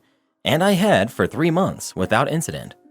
Well, as I was trying to leave the house yesterday morning, I witnessed my landlord trying to back his F-350 into its usual spot next to my car, except he missed and rammed my car instead. He climbs out of his truck, looks at me, and loses it, telling me that because I had my car there, I was at fault, that my car being there made for reckless parking, and he had no option but to get me. Mind you, this was the spot he advertised, and I had been parking like he directed me to. I was in the very same spot earlier that morning than he was able to get out of, so it clearly wasn't impossible. I told him no, that he hit my car, and that he was the one who sanctioned a parking spot there, and that I would be happy to settle this without involving insurance if he'd like to pay out of pocket to sort out my car. He of course chuckled at me, called me an idiot, and told me to expect a bill in the mail tomorrow. It should be important to note that I am a tiny, quiet, and shy woman, and I assumed he thought I'd back down. Yeah, no. I said, nope, you give me no option except to call the police. So I quickly took photos, all while this man was suddenly very angry and losing it on me. I quickly went into my suite, locked the doors, called the police. Remembered I still had screenshots of the advertised rental suite and photos of the landlord's sanctioned parking space. Gave it all to the police. It was a lot. I've never spoken to the police before. This morning, he sent me a ton of texts calling me names, that I was costing him a ton of money, etc. I know I'm in the right legally, but am I the jerk for how I went about it? Edit. His wife got in on the action this evening, telling me the costs of repair will severely affect their ability to raise their baby due in 2 months. I realize now that's not my problem. Thank you for all the comments and advice. Not the jerk. He sounds like a jerk, and you should probably move. Easier said than done in the most expensive housing market in the country. Not the jerk. Sounds like you did the only thing that you could and what you needed to do to ensure your safety. That said, this man has keys to your apartment, so I would consider moving ASAP. I know that's not as easy as I make it sound, but please do what you can to be safe. This guy doesn't sound reasonable. Am I the jerk for changing my mind about letting my daughter go on a trip with her boyfriend? I, 48 male, am the father to 2 daughters, Elise, 19 female, and Mia, 16 female. I love them both more than anything, but they are very different people. Elise graduated a year early from high school 2 years ago with enough credits to take off a year from college, so she'll be graduating next year. It's complicated, I know. She has been dating the same boy since they were both 17, and they made it work long distance. I'll admit, she is very trustworthy, reliable, and doesn't ask for much. Very hardworking and never got in trouble in school. All around good kid. Mia is a bit of a different story. She is incredible, very smart, but hasn't been the easiest in high school.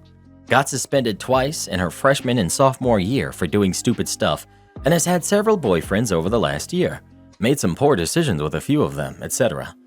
Now she's dating a guy who is 19 and dropped out of college last year. I love her no matter what, but I'm not blind to her poor decision making. Since the school year ended, Elise came back home. She has a job at a hospital lined up for the summer, but doesn't start for another week, and her boyfriend asked her last month if she wanted to go on a road trip across the US with him, which was last week. Elise asked, and we were hesitant, but she presented us with detailed travel plans, so we said they could go. The problem came up on Tuesday last week after Elise left Monday. I was with Mia, and she mentioned how excited she was to go on a trip with her boyfriend. I figured she meant in a couple of years, but she told me they were looking to travel together in early July for a few weeks. I have some problems with this. To be frank, I think Mia is too young and too reckless to go on a trip like that. For legal reasons, she doesn't have an active license, so she would be relying on this kid she's only known for a little while to get around. When I told her that I wouldn't be okay with her going on a trip, she got very angry and told me it was unfair that I allowed Elise to go, but wouldn't let her. After thinking about it, I realized I was setting a dangerous precedent in letting Elise go. On Wednesday, about a quarter of the way through their trip, I told Elise she had to come home. She resisted it, but I told her she had to, so she came home on Thursday. I have never seen her this upset. I tried to explain to her that this is the only way I can make it fair since I won't let Mia go. She told me that it may be equal, but it's not fair because she earned this trip and her sister didn't. My wife feels like I punished Elise for her sister's mistakes by making her come home instead of just telling Mia no. I just wanted to make it fair for both of my daughters so that one of them doesn't get more than the other. Am I the jerk? You're the jerk. You absolutely punished Elise because you wanted to be fair to Mia. Life is not fair, and you need to teach that to your kid instead of bringing your other kid into it. Mia needs to realize that she can't do everything her older sister does, with age being a huge factor in this. You need to explain to Mia why Elise was able to go. One is 19 and able to move out and could go to college across the country. She's a legal adult and able to make her own decisions, whereas your other is 16 and can't make any big decisions without you. Agreed. OP, your post outlines all the reasons that you were okay with Elise going on her trip and why Mia couldn't. Then you rescind permission mid-trip, which is so much more cruel than just saying no in the first place because you don't want Mia to go on one. Ergo, instead of parenting, to avoid conflict with Mia, you punished Elise. Your wife was right. Rescinding permission while on a pre-approved trip is not the same as not letting Mia go either. So even if Elise was the same age, making the same poor decisions as Mia, this still wouldn't be fair treatment for both. You've just made Mia the most powerful and influential individual in your family unit. The backlash from that decision is going to be so much greater than dealing with her temper tantrum when she's not allowed to go. Also, you're the jerk for making unilateral decisions about your kids without your wife's input. Well, what do you think? Is OP a jerk for the way he handled this or not? Please let us know. All these years of being a parent, you'd think he'd at least have figured some of this stuff out by now. Would I be the jerk if I decide to leave my estate to a charity and not my only kid? My wife and I are both getting old, and we've been having this discussion lately about what we will do with our estate. My wife is firmly against leaving anything to our son, while I'm on the fence. I feel awful about not leaving him anything, but at the same time, I don't feel any connection with him anymore. A little backstory. Our son is in his mid-30s and lives somewhere else. Where? I have no idea. Last time we heard from him was 3 years ago, and he had just moved somewhere in Europe. Again, he refused to tell us where. About 2 years before that, he had a kid whom he has never allowed us to meet. He simply doesn't want a relationship with me or his mother. It has broken our hearts and something we will struggle with almost daily. My wife especially wanted a grandchild, and it hurts her that my son won't let her meet him. The reason he's so cold with us is because back in his early 20s, he got in financial issues and basically bled us dry. We tried hard, but we couldn't financially do it anymore. This upset him and led him to basically tell us to buzz off and to never contact him again. He said he couldn't wait for us to pass on so that he could sell the house. I'm not sure how he's doing or if he's even alive. We have zero contact with him, nor does anyone else we know. All we know is he's married, has at least one kid, and was living in Europe. We're planning our will and are currently having our estate going to a charity. Does this make me a jerk or am I justified? My daughter demands I raise her babies, but I want to retire in peace. I, 58 female, and my husband, Rob, who's 61, have 2 kids, Erica, who's 35, and Mike, who's 30. Both kids are married, but Erica and her husband, Steve, who's 38, live nearby us, and this issue concerns them. They work full-time and they have 2 kids, who are 5 and 4 years old. 5 years ago, my daughter asked my husband and me if we would be willing to become their full-time childcare so she could continue to work and afford their comfortable life. We agreed, but we didn't discuss much more than watching the baby and their expectations. I was a teacher and retired 2 years before I could take my pension, so my husband continued to work, and we made a few sacrifices like vacations and adding to our savings, but we were able to make it work so I could take my full pension at 55 and my husband retired a year later. Our arrangement worked and we enjoyed having the kids, except by year 3, 2020, we started to feel like they were taking advantage of our help. In 2020, during the lockdown, they both were working from home. They expected us to keep the kids all day, and we wanted to split time with them since their preschool and daycare was closed. We settled on 2 with them and 3 with us, and my son-in-law complained about it pretty much every day. Things got better when the kids were able to go back to school. Fast forward to year 4, 2021, we have a bit of a blow-up over kindergarten. My daughter did not want her 5-year-old son to start school in the unknown, but I insisted that he needed to go because I needed the break. I also asked for her 4-year-old to spend more time at the preschool and daycare program. Son-in-law complained about the cost, but I pushed anyway. They relented, and then this past spring, son-in-law pushed for us to take the kids for a week so they could go on a vacation. We said they had to take the kids, and he said, "We can't afford it." No one went on vacation. Maybe that's too much background, but I feel like the context is important for what I said. My daughter and I were casually having a conversation the other day, and she mentions that she had a doctor's appointment and tests. I asked if everything was okay, and she said Steve and her were trying for baby number 3. I asked her what her childcare plan was, and she looked at me like I was crazy and said us. I said that it would have been nice if she had told me this before trying for another baby. She said it's none of my business. I said it is if I'm providing 5 more years of babysitting. I then told her that we were not a viable childcare option for a new baby and begged her to reconsider. Her 4-year-old is going off to kindergarten. We feel like we're getting our days back to some extent and refuse to start all over again with an infant. Erica said we are making her choose between her dream of having 3 kids and financial stability. I argued that she has 2 beautiful kids already and they are financially stable. They shouldn't ruin that with another baby. I might be the jerk because Erica feels like we should have told her sooner. I feel like I'm not because I never agreed to a lifetime of raising their kids. Edit. We will continue to watch our 2 grandkids after school and during this summer as this is what we have agreed to and we enjoy it. School provides a nice break for us and then we do fun things with the kids in the summer. We just don't want to start over again with another baby. Edit 2. Just to add a bit more context, and I want to answer some of the comments I'm seeing a lot. We are not paid and we didn't ask to be. I retired early, but would have stayed longer if we didn't watch our grandkids. I probably would have put in another 5 years or so because I loved my job, so putting those 5 years into helping my daughter and grandkids wasn't a problem. My husband and I did a good job of preparing for retirement and felt that we could swing it. We do take time for ourselves. We require 5 weeks a year at a minimum to travel, visit our son or other family. We settled on 5 because our daughter gets 3 weeks of vacation a year and son-in-law gets 2.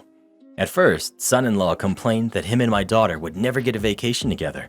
We said that they would just simply have to arrange other care options if they want time together, so we could still have our 5 weeks.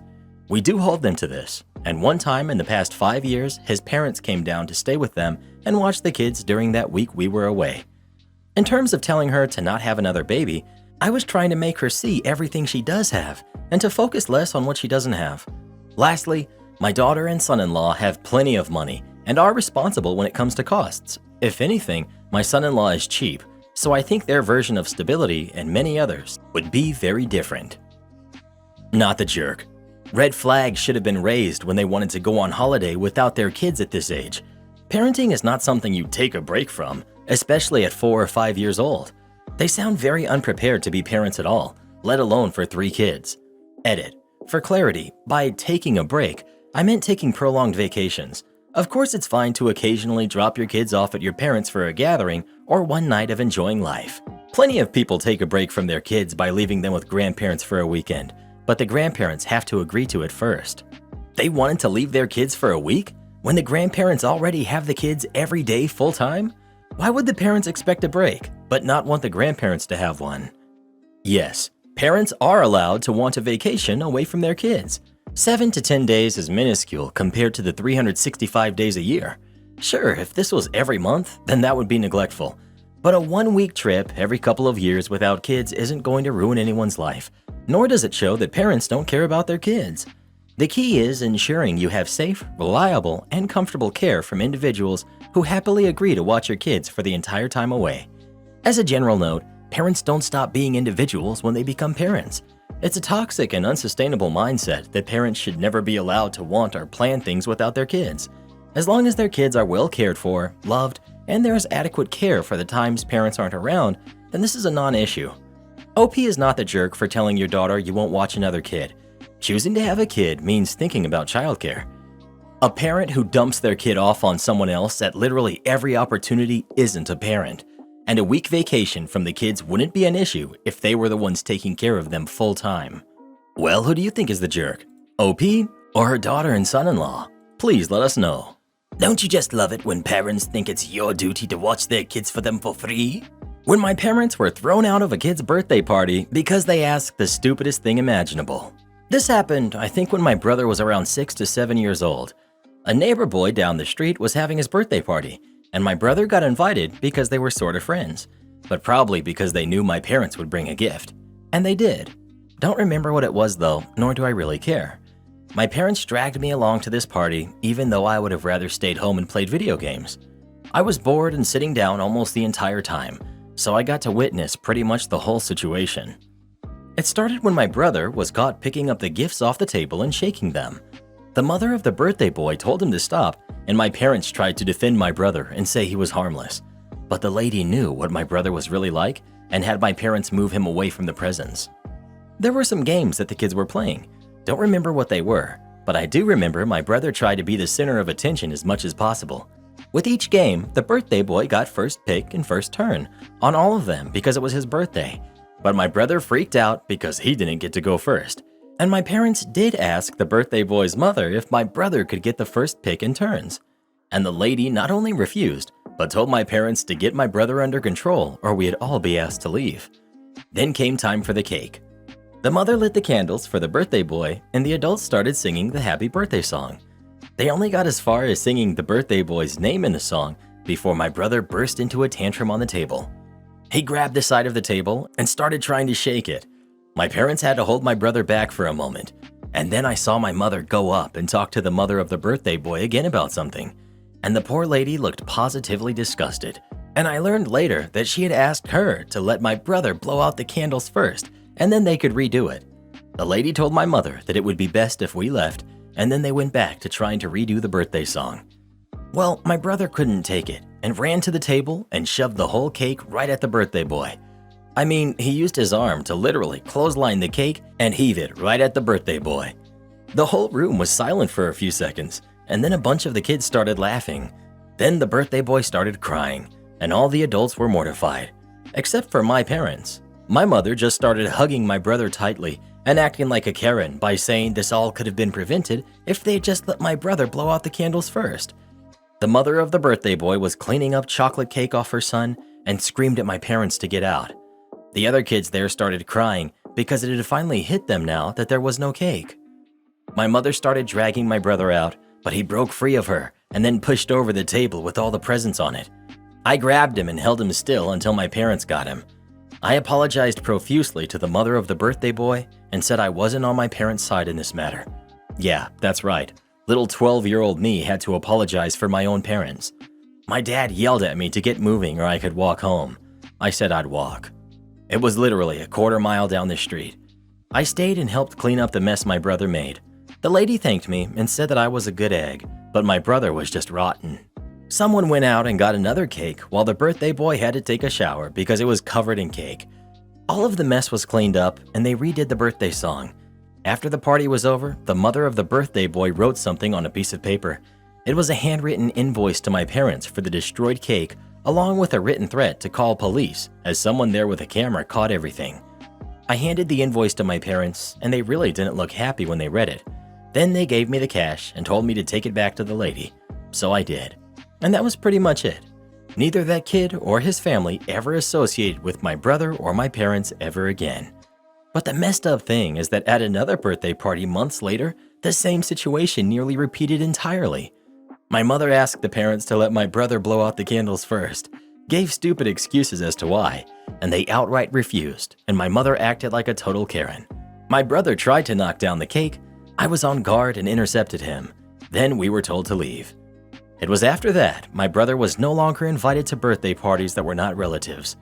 And then on my next birthday in that same year when I turned 13, my parents tried to get me to let my brother blow out my candles, and my aunt tore into them for that.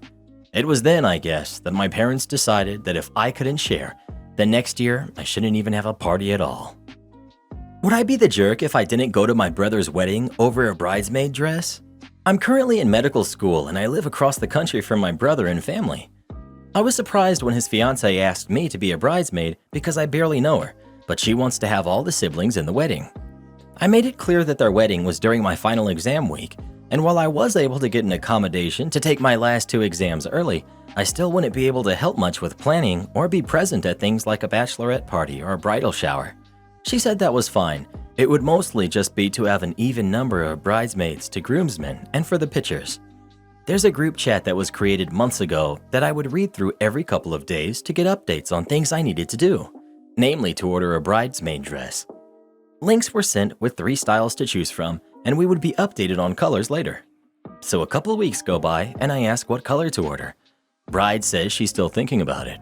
Couple more weeks go by, and she's still thinking. Then a couple more weeks. You get the idea. Now it's at the point that if I don't order this dress in a couple of days, it won't be here in time. So I ask on Saturday what color. No response in the group chat to me. I asked again yesterday, Sunday, what color do I need to order? Then I'm flooded with messages lambasting me for not ordering a dress yet, from her sisters and my sister and her. My sister called me, told me to get my crap together and order a dress already, because my lack of being prepared is causing the bride intense anxiety because she doesn't think my dress will be here on time for the wedding now. She texted me this morning, "Don't forget to order your dress. Love you," with smiling and kissing emojis. Still, no one has told me what color. I've scoured the group chat for a mention of dress colors or an image of a dress, but only the maid of honor sent a photo of her dress, and I don't even know if she has a special color. There's thousands of messages, so it's not simple to find anything. Everyone else can meet in person, so I assume the decision on color was relayed in person. I can't tell if I'm being purposefully excluded. About an hour ago, my brother called me, pleading with me to work things out with the bride because she's panicking about me. I tried to explain this to him, and he told me he doesn't care. It's a petty issue, and since I'm not there for anything else, this is the least I can do, because the bride thinks I don't like her because I wouldn't come to anything. He's taking her side. They know I'm in medical school, I have literally no say in my schedule, and I'm on the other side of the country, 5.5 hours by plane. I'm fed up with them and contemplating telling my instructors the wedding was moved and I will take my exams at the regular time. I'd have more time to study that way anyway. I haven't told anyone in my family I'm considering doing this. Would I be the jerk? Update. I called my mother and asked her what color the bridesmaid dresses were. She said lavender. The only color option on the website that I would call lavender are named Pearly Lilac, Periwinkle, and Orchid Purple. I texted the maid of honor, the bride's sister, to ask what dress color and got a multi-paragraph long lecture about not having ordered my dress yet. Basically, they're trying so hard to accommodate me being across the country by including me in the group chat. She said she didn't remember the shade name, but it's a dusty purple, then sent a blurry picture of a wrinkled order confirmation. The shade name was Mulberry. On the dress website, that is a darker wine, kind of purple color. I told her this, and she said to order the lighter dusty purple color. I sent her a screenshot with a list of shade names and asked, which of these? She said she didn't know because everyone ordered their dress so long ago, and asked for pictures of the dresses in different shades from the website. So I sent screenshots of all the light purple colors. No response for a while, so I called her on the phone, which she was upset about because it's past 10 p.m. over there now. Her response was, "Look, I don't care what your problem is with me and my sister, but if you want to stay in good standing with this family, you need to get your ducks lined up, girlie." I ignored the lecture comments and I asked, "What color?" Her response, "Light purple." Me, "Of the 3 I sent, which one is it?" "I don't remember. I'll have to ask one of the other bridesmaids for her receipt. I'll get back to you." I called my second brother, the one not getting married. He said they're pulling similar things with him, and he feels like he was deliberately given the wrong dates for the bachelor party by the best man, the bride's brother, so that he would miss it. He inadvertently learned about the changed date the morning of, and when he asked the best man, he told him it must have slipped his mind to tell him, then joked that he wouldn't have missed much since he probably won't enjoy any of the festivities anyway. I don't understand why they can't just tell you what color to order. Not the jerk, this is weird. It could be the bride's passive-aggressive way of getting unknown sister out of the bridal party and still look like the good guy. ETA. Yup, her edit makes it clear. I would send one last message, short and sweet. I have not been told what color dress to order. If I don't hear back by tonight, the dress won't arrive and I will have to withdraw. Hope to hear from you. Don't let the VP know we are over budget. Several years ago, I worked in the purchasing department of a large semiconductor company in the US. Mostly, I handled all the non-production purchases and contracts, like office equipment, building management, travel contracts, that sort of stuff. But my biggest role was negotiating and approving temp staffing contracts for our US factories. One day, a director, we'll call him Bill, sends me a request for $150,000 for temp workers at a small facility in the middle of nowhere in Florida. The news was that a couple of local businesses had closed, and he had this great idea to save the company money by moving some production down there and snatching up those now desperate workers on the cheap. It seemed like a bit of a dumb idea at the time, but it was clearly his pet project, and $150,000 was within his right to spend without additional approval. So I rubber-stamped it and off he went. I hadn't had much interaction with Bill, but he was a pompous jerk, so I was glad to get rid of him. Now, it's important to this story to understand that our company's finance were super tightly controlled. Not a bad thing, but if you wanted to spend $1 over your role's limit, you better have your supervisor's signature in triplicate. Directors like Bill could spend up to $250,000, VPs $500,000, and anything over $500,000 had to go all the way up to our CEO for approval. About 3 months later, the trouble starts when Bill suddenly turns back up asking for more money. Turns out, rural Florida doesn't have a lot of people with the skills to work in an industrial clean room, and the people who do don't come cheap. The money that was supposed to last a year is already gone, but Bill is certain that he just needs a little more time and asks me to approve another $250,000 without telling our VP, his boss. I straight up refuse since it's my literal job to stop this, but Bill, being God's gift to the company, throws an absolute fit. It got ugly, and long story short, my boss directly ordered me to approve Bill's money without escalating it. I got this all in writing since it was sketchy and absolutely something I could get fired for. Finally, Bill's gone and I don't have to see his smug, short, balding head anymore. Or so I thought. Having disrespected the great and powerful Bill, I was now the target of his displeasure. For the next 4 months, I get at least 3 emails or phone calls a day from him or his secretary about something they don't like about the building, the landscaping, the guy who brings the bottled water, the snack selection in the machine, the equipment in the sea-level gym, on and on. I'm getting openly berated for these things that have nothing to do with me, but I'm stuck having to deal with them because my boss keeps caving to Bill's whims, and none of my paperwork is getting past his office either. I manage the purchasing for 12 facilities in the US and Europe, but if it needs his signature, I've got to personally bring it to him and stand there while he reviews it or he's refusing to sign. It was somewhere between humiliating and infuriating, and I increasingly wished he'd fall down a staircase. After months of this, finally, my chance for malicious compliance arrived. Shockingly, Bill hasn't managed to turn his pet project around, and what do you know? He needs $250,000 to get him through the year. I sign off, add the money to the purchase order, which now totals a cool $650,000, and shoot off an email to both him and my boss to remind them that this won't be shown to the VP. Then I print everything out, including the direct order not to show it to the VP, and march over to the CEO's office for him to sign.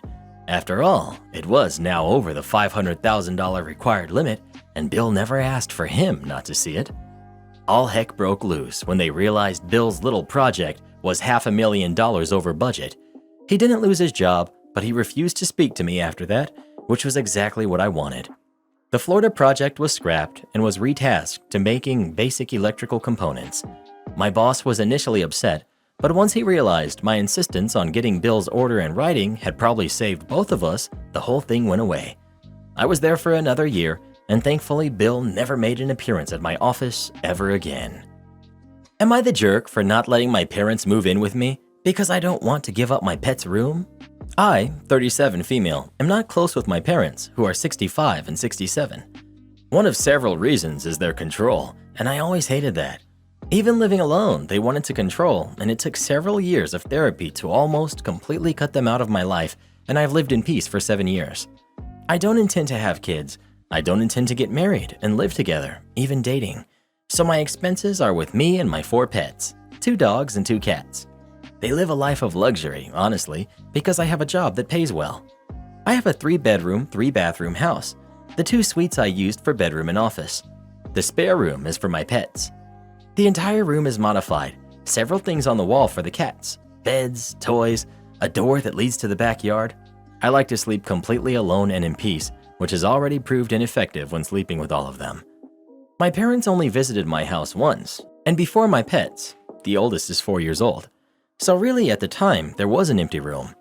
Last week, my parents called me saying they lost their house, financed and delayed a lot of installments, and asked if they could come stay in the spare room. I said that only the living room would be available. They could sleep on the floor, mattress, or sofa, very spacious and comfortable, as the free room became my pet's room. They started to get angry, saying that pets could sleep in the living room instead of them, and that it's extremely disrespectful to offer parents, even worse, elderly people, to sleep in the living room on the floor or sofa when the pets could do it, in addition to complaints about my lifestyle and the fact that I have a pet room. I got angry and said my house was not open to them. Since then, I've been being bombarded by their messages saying that they're in a hotel, spending what they shouldn't, and next week they'll have to go to a shelter because I uninvited them and preferred my pets over not leaving them homeless. Other relatives couldn't help, and they didn't bother either because they know how much of a pain my parents are. I already blocked them, but would like an outside opinion. Am I the jerk? Extra. I don't help them financially, as I've been the target of emotional blackmail in the past because of it, and would rather it not happen again. Not the jerk. I have a feeling that if you let them stay in the living room for a week, they'll still be there a year from now. We'll be reading a post about how you had to move out of your house and buy a new house for yourself just to get away from your parents. It's hard not to feel some pressure here, but it's your life. They did this to themselves, and they had to work hard to do it. Think about all the missed opportunities they had to prevent this from happening. Well, what would you do in this situation? Would you give the room to your parents or let your pets keep using it? Please let us know. I'd put up a tent for mom and dad in the backyard. My boss won't let us have last orders. I'm in the UK, in a popular tourist destination. Our restaurant is also a farm shop kind of thing, just off a busy road, so we can get really busy sometimes. Not too bad at night though. We close at 8, 7 during the winter. We're not allowed to mop, sweep, or hoover while we have customers in. However, after 6 p.m., we usually only have 5 members of staff in, 2 in the kitchen, 1 in the shop, and 2 in the restaurant, including the bar. So basically, as soon as the bosses leave, we do everything we can get away with. Sometimes sweeping and mopping if there's only 1 or 2 tables in, as we do have sectioned off areas and we'll keep the main walkway clear for customers to leave. This woman came into our shop at about 7:50 p.m. on a Wednesday night. When she entered our shop, the person told her we will be closing in 10 minutes. I won't be long, was all she said. At this point, me and my coworker had no one in, and we're doing our best to sweep and mop and finish the bar before 8. Can't do the till until after 8. I had the hoover out ready to go. Our shopkeeper then started rushing her to either buy something or leave, to which she announced she was planning on eating here, knowing we're not allowed to send people away before the door is locked. This woman saw us both counting money and hoovering with half the chairs in the room on the tables and still comes in telling us she's in a caravan outside and has been waiting for our place to quiet down. We'd been quiet all night. She meant she wanted the place and us to herself. When she finally ordered scampi, after complaining our specials weren't available anymore, she took 40 minutes to eat the thing, and then even wanted tea afterwards, which took her a further half an hour to finish. All this time we couldn't do anything. Couldn't finish cleaning, couldn't do the till. We helped the kitchen finish as we all have to leave together, but the shopkeeper could leave. Finally at 9:10 she's done and ready to pay before telling us she's going to go look around the shop some more. I'm afraid not. The shop and restaurant both closed at 8 and we'll have to ask you to leave via the fire escape. But I want to look around the shop.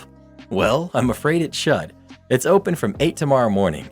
Didn't you say you were staying in a caravan outside? But I don't want to shop with other people. People. After paying, this woman continued to try getting through the barriers into our shop, and we had to walk her outside into her caravan just so she would leave. Fortunately, between the 4 of us, we were out by 9:30, but this woman caused 4 members of our staff to stay an hour and a half and keeping the building open and lights and electricity on for $13.95, no tip. Yet, my boss still won't let us have last orders. Am I the jerk for not letting my in-laws move in with me? I, 24 female, met my husband who's 23 when we were 15 and 16 in high school. We found out I was pregnant shortly after we started dating and I gave birth to our son at 17. Since then, our relationship was on a fast track and we got married at 21 after finishing school. We bought a house last year and my in-laws have not been super supportive of our decisions. They made constant jokes about selling their house to move in with us and bringing my husband's 2 siblings, both adults, with them since they live with them full time. But it all changed when they tried to push us to buy a bigger and more expensive house than we wanted so that we had a room for when the family wanted to come visit and stay. My mother-in-law kept showing husband houses she liked, and when he told her we were looking for something different, she told him we had to compromise for the family. They finally lost it on us when we told them we put in an offer on a house more than 7 hours away, which was in an area we planned to move to all along, we just never told them, and they didn't handle that well, telling me I'm taking their son and grandchild away from them. The offer went through and we moved in as soon as possible, but had to deal with in-laws constantly coming to visit uninvited. My mother-in-law and sister-in-law were showing up every weekend for months without calling in advance. Husband and I both tried to explain that we are constantly having to cancel weekend plans for their visits and canceling other friends and family visits because of them, but they don't care. Making my home their second home, not listening to our rules, and constantly undermining me in my own home. Finally, we told them if they didn't call and ask in advance, they would be turned away at the door, and they stopped showing up. 2 weeks ago, husband got a call from father-in-law saying that his job had laid him off and he would be short on expenses this month. That's when mother-in-law took the phone and suggested this be the perfect time for them to come move closer to us. They were already looking to sell their home and they could all come stay with us until father-in-law found a new job. We told them our home couldn't accommodate 4 more people, nor could we financially support them. Father-in-law insisted it wouldn't be for long, but he is very frugal and does not like to spend money unnecessarily, and I feel like this is just an excuse to cut back on living expenses for them. I also want my son to have room to grow and have room for a second kid someday in the next year or so. My husband is in the middle and understands why I don't want them moving in, but at the same time, he thinks we shouldn't turn our backs on his family. I'm torn because I think I have a solid argument for as why they shouldn't, but it is my husband's house too, and I don't want to upset him. Am I the jerk? Not the jerk. If you let them move in, they will never leave, and they will mooch off you and your husband and probably ruin your marriage. Your home can't accommodate yourselves and your kid, 2 more adults, 2 more kids with all of their belongings. Your husband needs to tell his parents that he's sorry they're facing difficulties, but that dad needs to apply for new jobs, and both mom and dad need to work. He needs to tell them that they won't be able to move into your house for any length of time. If they want to live in your area, they should start applying for jobs and looking for rentals. He further needs to tell them that he would be happy to look over their finances to see if there's room for improvement, but the 2 of you can't afford to financially support them. He needs to be kind but firm.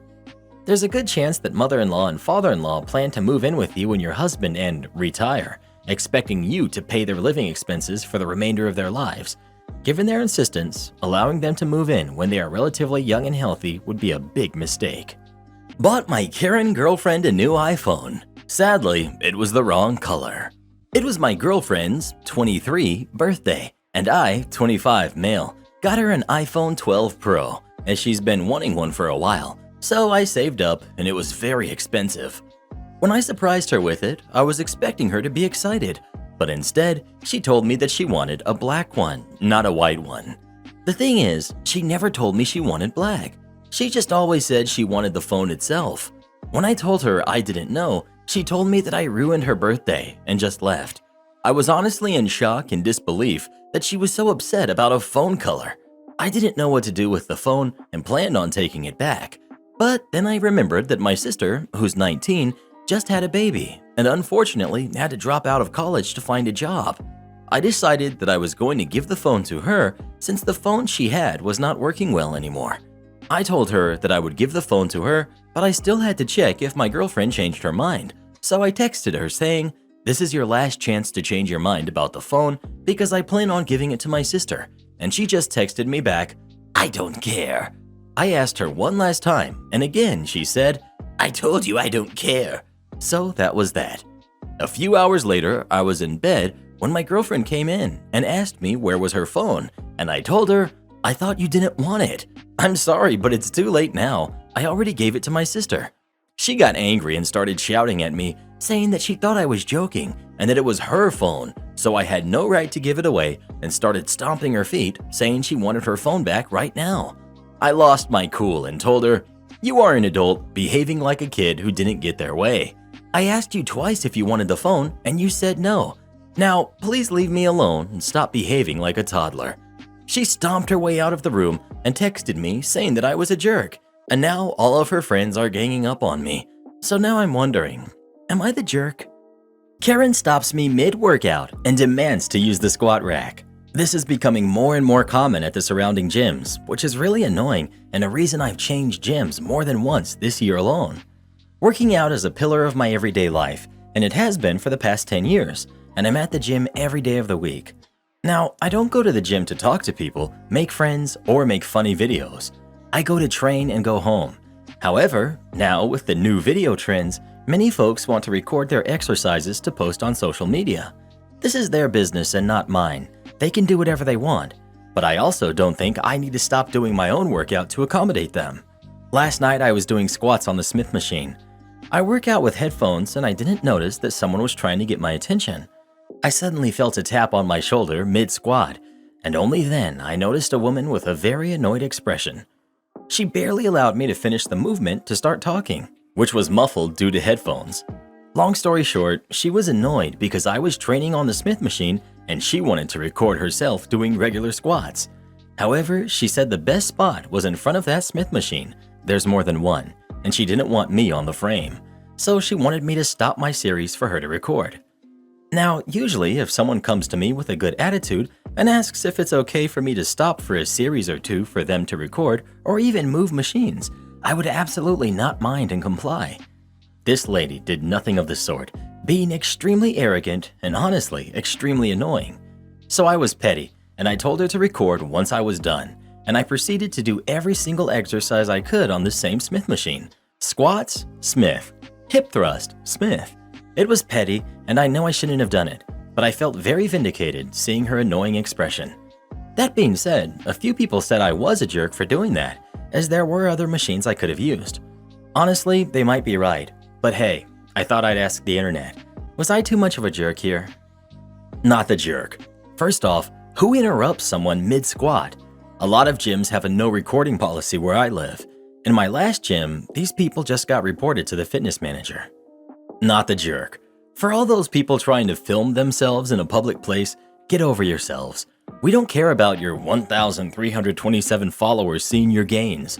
Stop disrupting public space with your ego. Well, what would you have done in this situation? Would you have gone ahead and moved for her or not? Please let us know. I would have started coughing all over her. It's one of the quickest ways to get people to stop messing with you, especially these days. Boss did me wrong, so I put him out of business. This happened 12 years ago, and I'm still reaping my rewards. I worked for the company. They did 3-phase photography of families and their kids. No wedding events or anything like that. Straight studio work that was in a portable setting. Sittings booked for 10 minutes, and we were supposed to shoot 30 to 50 a day. Yes, it is as wretched of a job as it sounds. It was fast, high energy, and at times simply brutal. 1. Pre-seller. They come in 2 to 3 weeks in advance and sell a special 10 by 13 portrait and book the appointment. 2. The photographer. That's me in this instance. Comes in for about a week and takes the pictures.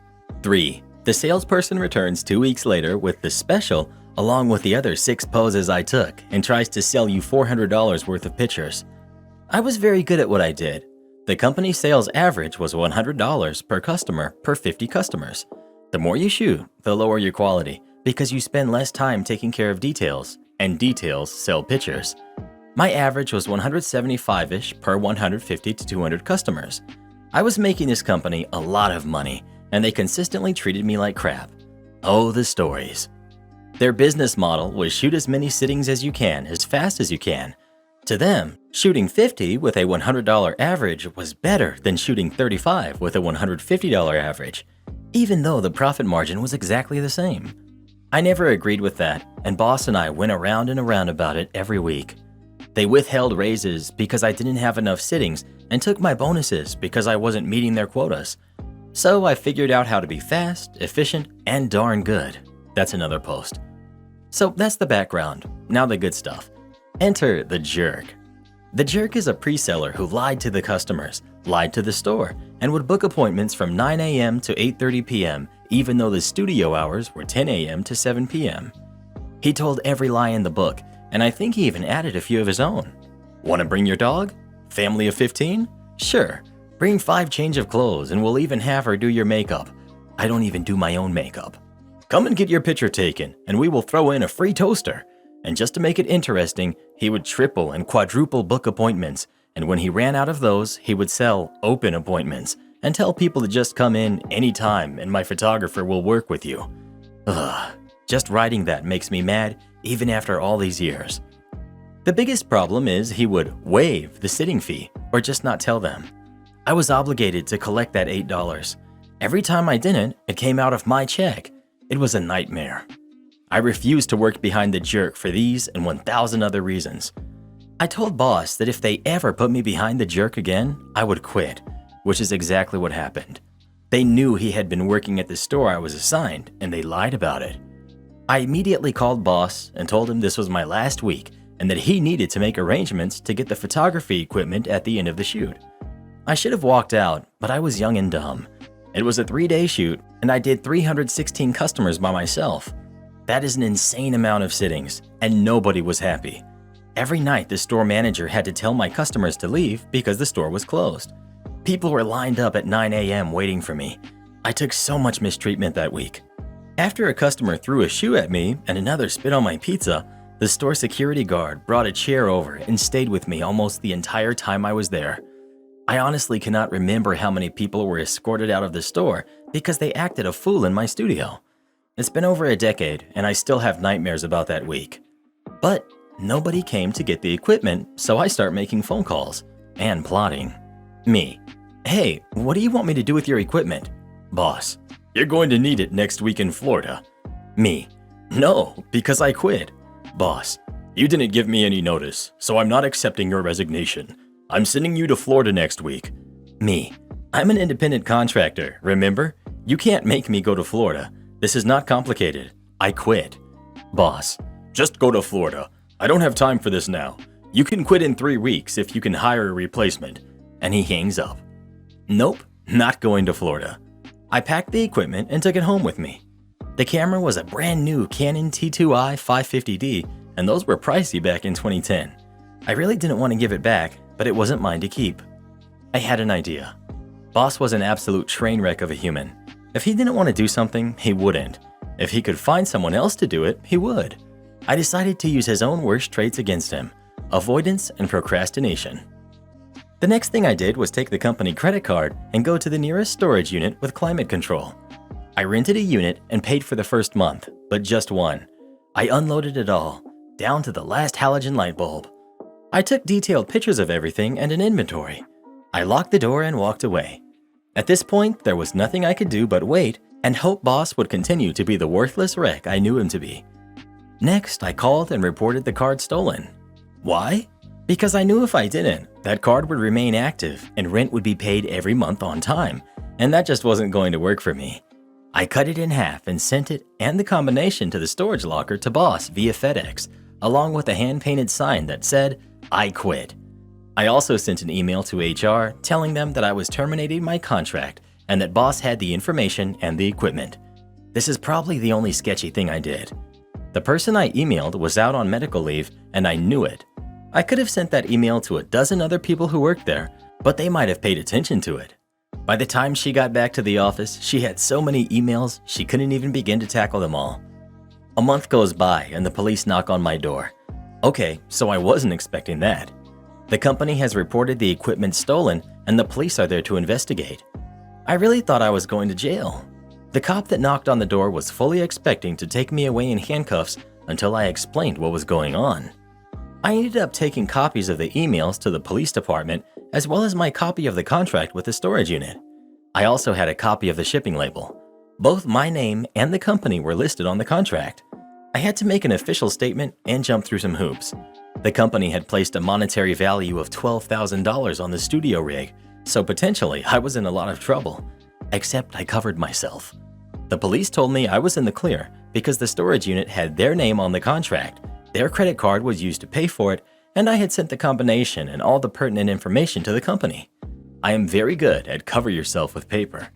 At this point, I figure the gig is up because surely they're going to come to get this rig or send someone or something. Nope, Boss is still worthless. 2 more months go by. I get a call from the storage facility. They're about to cut the lock and auction the contents. I was so excited. I called Boss again.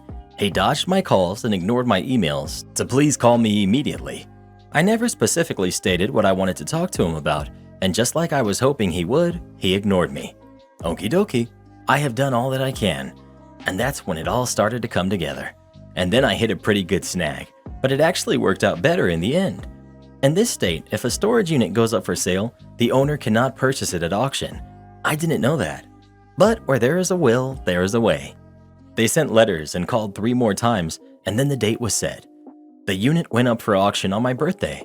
My neighbor went to the sale. He bought the unit for $125. I couldn't believe it. And of course, we were in cahoots on this, but we had to make it look like we weren't. The grip on the camera mounts cost more than that, not to mention the lighting, props, and costumes, and of course, the camera. My neighbor then put an ad in the local newspaper for photography stuff, $1,000 firm, but didn't list anything specific, and oops, put the wrong number in the ad. A week later, he wanted it out of his garage, so he sold it to me for $126. He has a bill of sale from the auction. I have a bill of sale from him. It's now mine, and there's nothing the company can do about it. But they tried. I now have a fully functional photography studio, all the contacts I need to start my own business, and the skills to do it. I started calling all the stores I had worked for the last 8 years and offered them a much better deal than what the company was giving them. I did my own pre-selling, my own photography, and my own sales, except I took it a step farther. I bought a monitor and computer and let people preview their pictures and order the day of the shoot. They paid in full and I mailed the pictures directly to them. People loved it. No high-pressure sales, no tricks. My customers were happy and so were my stores. About 6 months after my first independent shoot, I hear from the company. I got several nasty letters from them, which I ignored. Word had gotten back to them that I was using their equipment and that I was working for someone else. I just laughed at them. They thought so little of me that it never occurred to them that it was my business. Then I got a nasty legal letter from a lawyer. It started with cease and desist, rolled into me violating the non-competitors agreement, and ended with the return of their stolen property. They had apparently not told him all of the facts. I sent him copies of everything. I waited a few weeks for a response from him and heard nothing.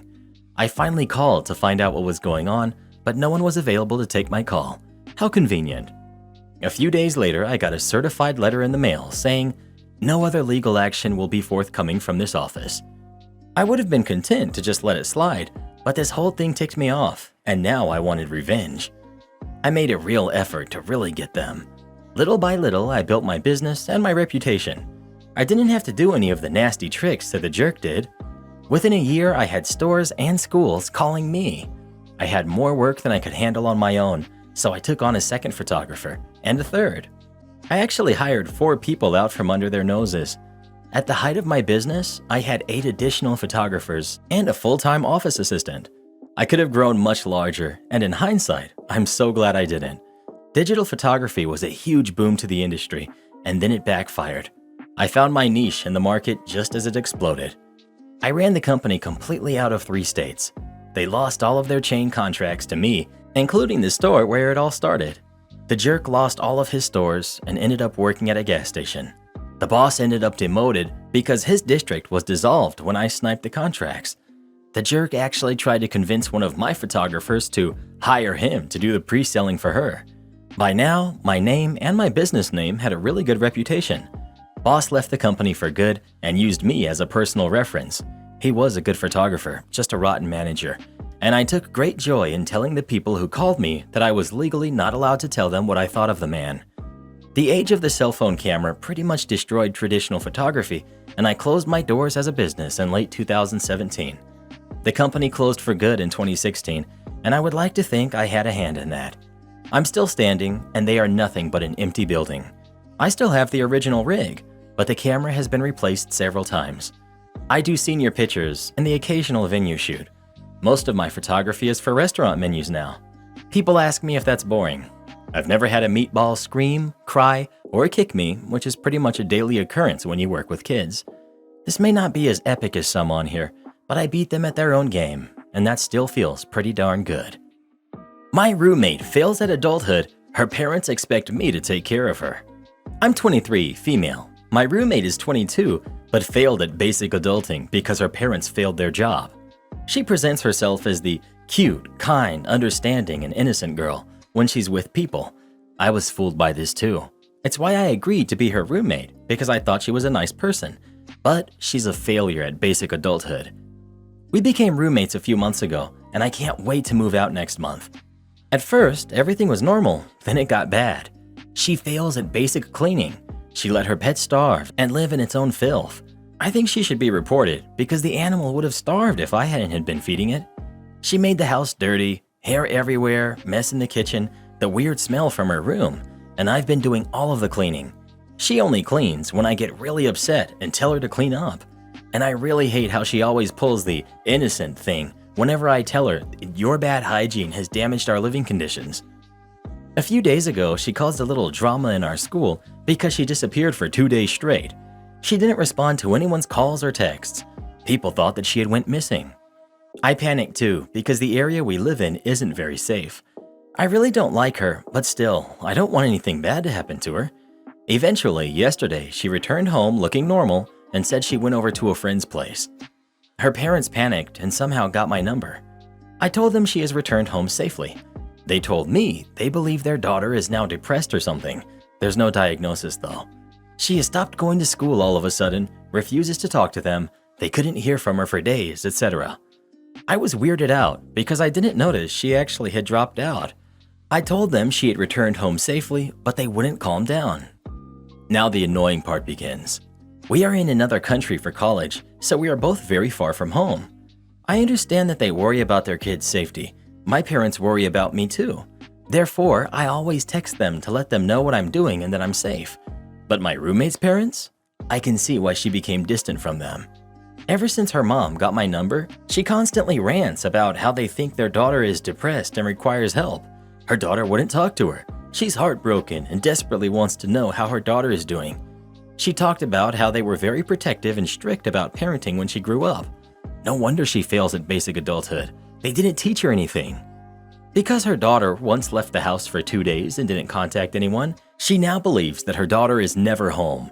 Ever since she got home, her mom has texted me 4 times from 10 p.m. to 8 a.m. asking me if her kid is at home, and I say yes she is, but she wouldn't believe me and just kept talking. She even asks me if my roommate would pretend to be home but is actually out. I told her that's impossible because our bedrooms are connected and I can hear if she's home or not. She just kept talking about how her daughter is so weak and helpless and she needs help. I can tell they definitely spoiled her. She asked me how far is our apartment from our campus. I said it's 20-minute walk and 10-minute bus ride. She thinks this is too far away from the school. She thinks a 10-minute bus ride or a 20-minute walk is too much work for her kid. I've stopped responding to her texts because it's annoying. They even tried to pay me $100 to take care of her, like take her out to dinner or something like that, but I politely refused. Because why the heck should I do that? Why is your daughter's messy life my responsibility? After I politely said no, the mother said she needs our address because she's going to come to the country and move in with her daughter. Then she's going to take her daughter home. Oh my goodness, lady, you really need to calm down. Of course, I said no to her. She said she wished I could sympathize with a heartbroken, lonely mother. For goodness sake, I have my own life, lady. I understand your situation, but really, I'm not your daughter's babysitter. After her parents realized I don't give a hoot, they tried to get our address from my other friends. Some of the parents in our school, those parents whose kids are all from our country, have this group chat and a chatting app so they can know about how their kids are doing at school. I honestly think this is so unnecessary because most of us are at least 19. How come a 19-year-old needs your daily checkups? But after witnessing my 22-year-old roommate fail at basic adulthood, I started to understand why these parents have such a group chat. Her parents found the number of a friend of mine from this group chat and started texting her. They asked her, "Where do I live?" Thank goodness my friend didn't tell them. She let me know about their actions instead. She was asking what was going on with all of this. Here's what happened after they couldn't get my information from my friend. My friend politely told them she can't help them, and I ignored their text for a day. Then I told them politely to stop contacting me and that I'm not going to let them live with me. Her mom replied saying they had finally convinced their daughter to come home, so they're not going to bother me again. Thank goodness. I'm completely fine with it if her parents just want to quickly stop by our place and take her home. But when they first mentioned this, they meant to live with us, not quickly stop by and take her home. They know their daughter isn't willing to come home, so her mother thought it would be a good idea for her to come live with us. I absolutely do not want to be forced to live with some random old lady who I know nothing of, who has a completely different lifestyle and schedule. I don't think I'm being cold or selfish by doing this. After all, I am paying half of everything for the apartment, and it says in the lease, you can't just bring someone else to live in the house without an agreement. Am I the jerk for telling my dad cheating is what got us here, not my mom? My parents divorced when I was 7 after my mom found out dad had been cheating on her for 5 years with someone she considered to be her friend. The reveal of the affair came during my birthday party, which we celebrated late because dad made up some story about an old friend passing and had to go to the funeral when he was actually with her for an ultrasound after learning that she was pregnant. My mom never got over what he did to her. I think what made it worse is 2 people betrayed her instead of 1, because if our friends are willing to hurt us like this, then we're done for. My dad married his affair partner. They have 6 kids together now. My mom has stayed away from them as much as humanly possible. She told me a long time ago that she loved me, wanted me to be happy and loved, and not to be distant from them for her, but that she would never be able to play happy families with my dad and his wife and their kids because some hurts are too deep and painful to move on from. When stay-in-place was ordered, things between my mom and dad deteriorated after my dad asked if my mom would take his other 6 kids into her home so the siblings could see each other, since both he and his wife were frontline workers and had planned to send them somewhere to limit their exposure. Mom said no way. She was upset at dad for even asking while Dad was upset with her that she didn't force me to go to his in-laws to spend time with my siblings while we weren't legally allowed to meet up with others. Things are the same now, only my mom suffered less financially through the lockdown. After a while, my dad and his wife left their jobs when it got too much, and their financial stability took a huge hit. My dad can't afford to throw a graduation party for me, which is fine, but he and his family are not welcome to the one my mom is hosting. He was complaining about them missing out on celebrating with me because of my mom. I told him it was because of his affair and not my mom, that he was the one who betrayed her over and over again, disrespected her, and then expected her to act like none of that happened so he could act like the good guy. He told me it had been a decade and my mom and I should be over it. I should not have taken sides. I told him he should have kept the affair from me then instead of letting it come out for me to hear. Am I the jerk? Not the jerk. Your dad has some audacity. Oh, I cheated on you with your friend. Now take in my 6 kids with you. Why do you even still speak to this guy? OP. Mostly because my mom has encouraged it up until now. But since turning 18, I have considered dropping the rope and having nothing to do with them. I can't say I enjoy having them in my life. It was just one of those things you do because it's expected. For the most part, I am over that. Fire my boss? Hide millions from your client? I don't think so. This happened a while ago, but it's still so fresh in my mind. I left college with a business degree in one hand and no job in the other. And like so many colleges, the promises of alumni willing to give jobs to graduates could not have been further from the truth. So I had to seek out my start from the bottom. I found a good job in operations at a company. I can't say who without giving it away. Had a great boss who taught me pretty much everything I needed to know. Work was great and the money was good. I need to explain how the business worked so you can understand how the plan worked. The corporate office was in California and we were not. There are a lot of things that went on at this company, and I can't get into all of them because it would just take away from the story. But let's just say they had a very Stratton Oakman vibe when it came to sales. I started out working in operations with some of the smaller clients, but with some help from my boss, was able to climb the ladder rather quickly to the point of being over all the operations and order processing for the firm. We had a very large client, 90% of the company's business. The way it worked was, we had 2 sets of sales reps, TSRs and CSRs. TSRs were the heavy hitters who reached out to the other big businesses and tech firms to extend their warranties on a product. They made real good money. The CSRs were more of the mom and pop crowd and the inbound sales calls for those that wanted to extend their warranties. The reps were all given codes that associates their clients' files with theirs, so if someone did a renewal automatically, they would get paid as it was their client. Pretty sweet gig. The client hired the firm to be the middleman for their B2B as they handled all of their everyday clients. For every $100 that came into our firm, 18% or $18 would be for the company and the rest would be sent to the clients with the warranties activated. Most of the clients paid by credit card or PO with a wire transfer, but there would also be a good amount of checks each week and would need to be processed. A little while after I started, the client check portion was now going to be overseen by one of the sales managers. Didn't really faze me because I was working on the smaller accounts. Since we were a publicly traded company, all the sales reps' orders had to go to operations to be fulfilled. They weren't allowed to process them on their own. This is when things started going downhill. My boss at the time was given temporary access to the financials as they were hiring a new CFO and he had a background with it. We went to lunch like we had done plenty of times before, but he seemed different. When I asked him if something was wrong, he told me that something looked off with our biggest client for one of the accounts. He wanted to make sure before he said anything to the higher-ups. While this was going on, I had been offered the chance to be our new compliance officer, which means I would need to make sure everything was on the up and up. Soon after, I come in to find out that my boss was just terminated for a multitude of reasons, all of which had to be untrue, because he was a pretty well-liked guy with not just the company, but with our clients as well. As I log into my terminal, I see that before he left, he had given me admin access to his files. Here's where things started to pop off. Remember those checks that clients were sending in to renew their warranties? Well, we were cashing them all right. Apparently, we just weren't adding those renewals to their products in the system. That would have triggered a payout to our client who, as you remember, would be getting 82% of that money. Instead, they were cashing the checks, keeping the money, and using the interest in the accounts. Yes, in the mid-2000s, banks actually paid interest to cover losses in their collections department. It was wild to see that this was happening and something had to be done. So I hatched a plan. First things first, secure a new job, because it won't be a fun place to work after this. Done. My previous boss knew of other companies that would scoop me up.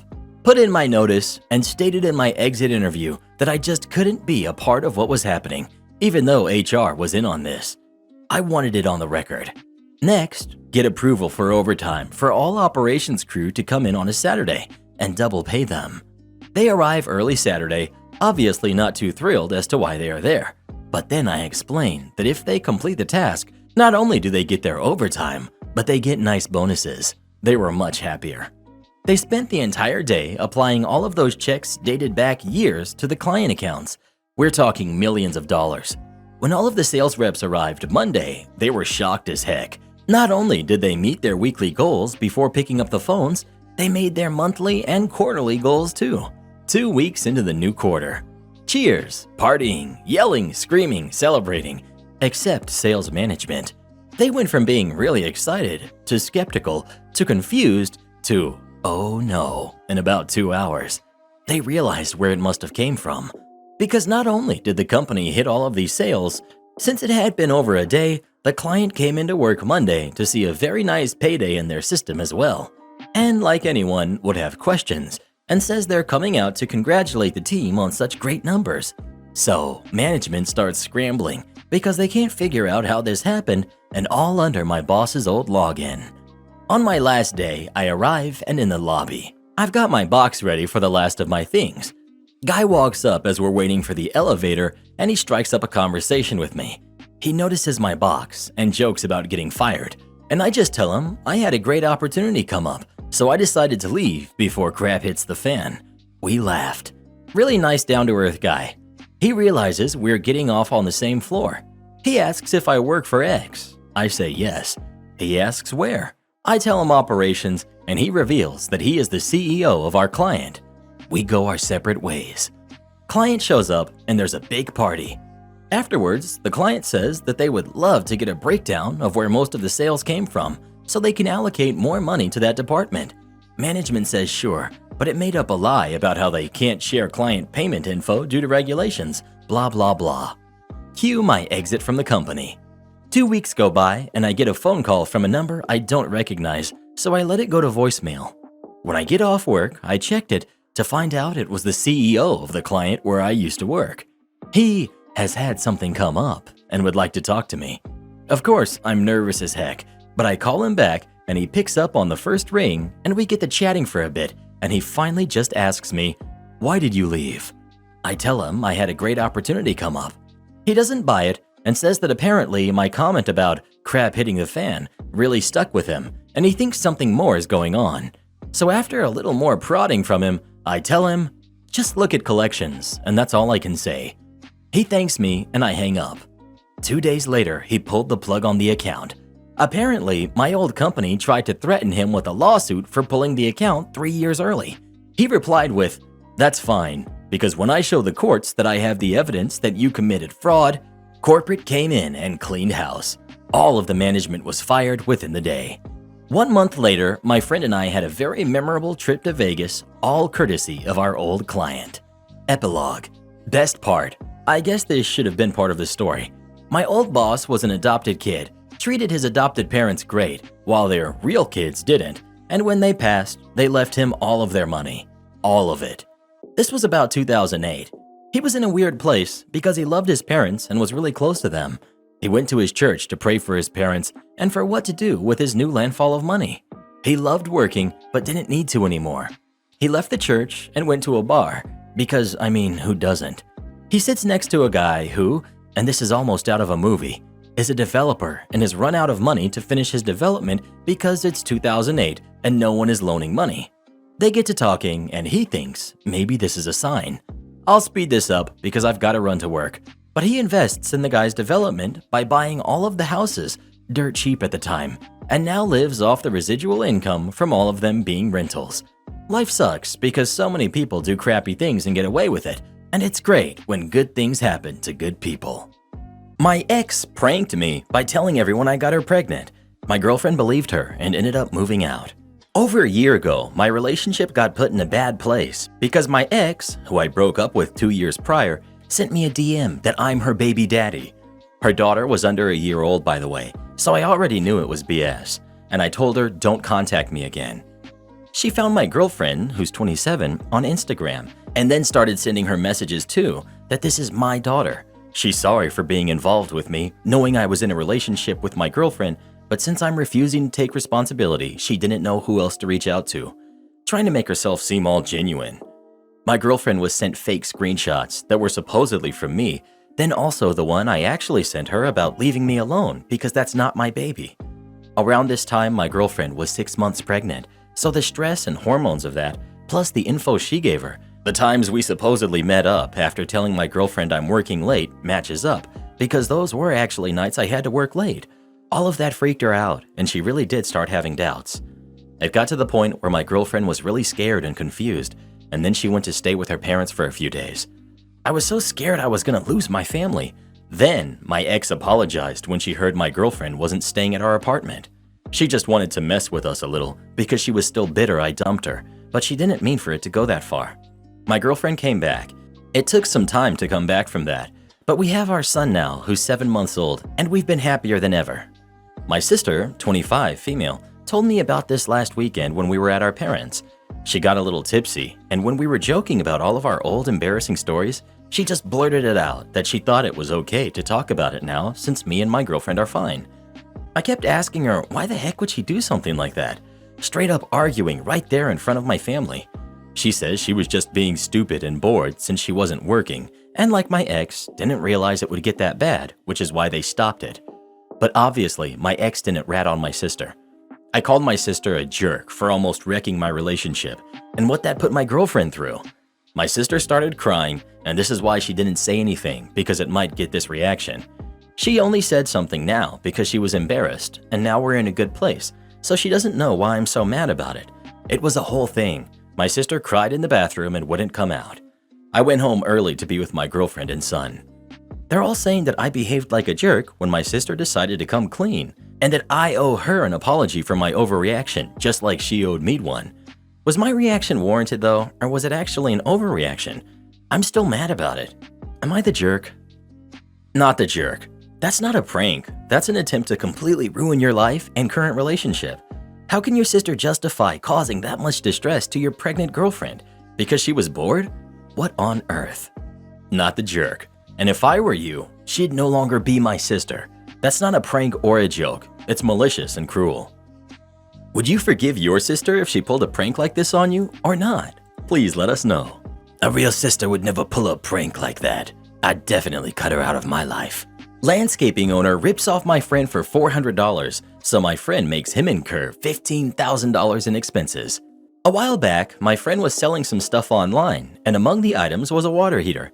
You know, the ones you see in every community hall and church kitchen? It was in working condition. He threw it up online for $150 and got an email from a person who runs a landscaping business saying he'll give him $100 cash today. Done. 2 weeks later, he got an email saying that it's not working. Weird. So my friend offered to give a full refund or cover repair cost if it's under $100.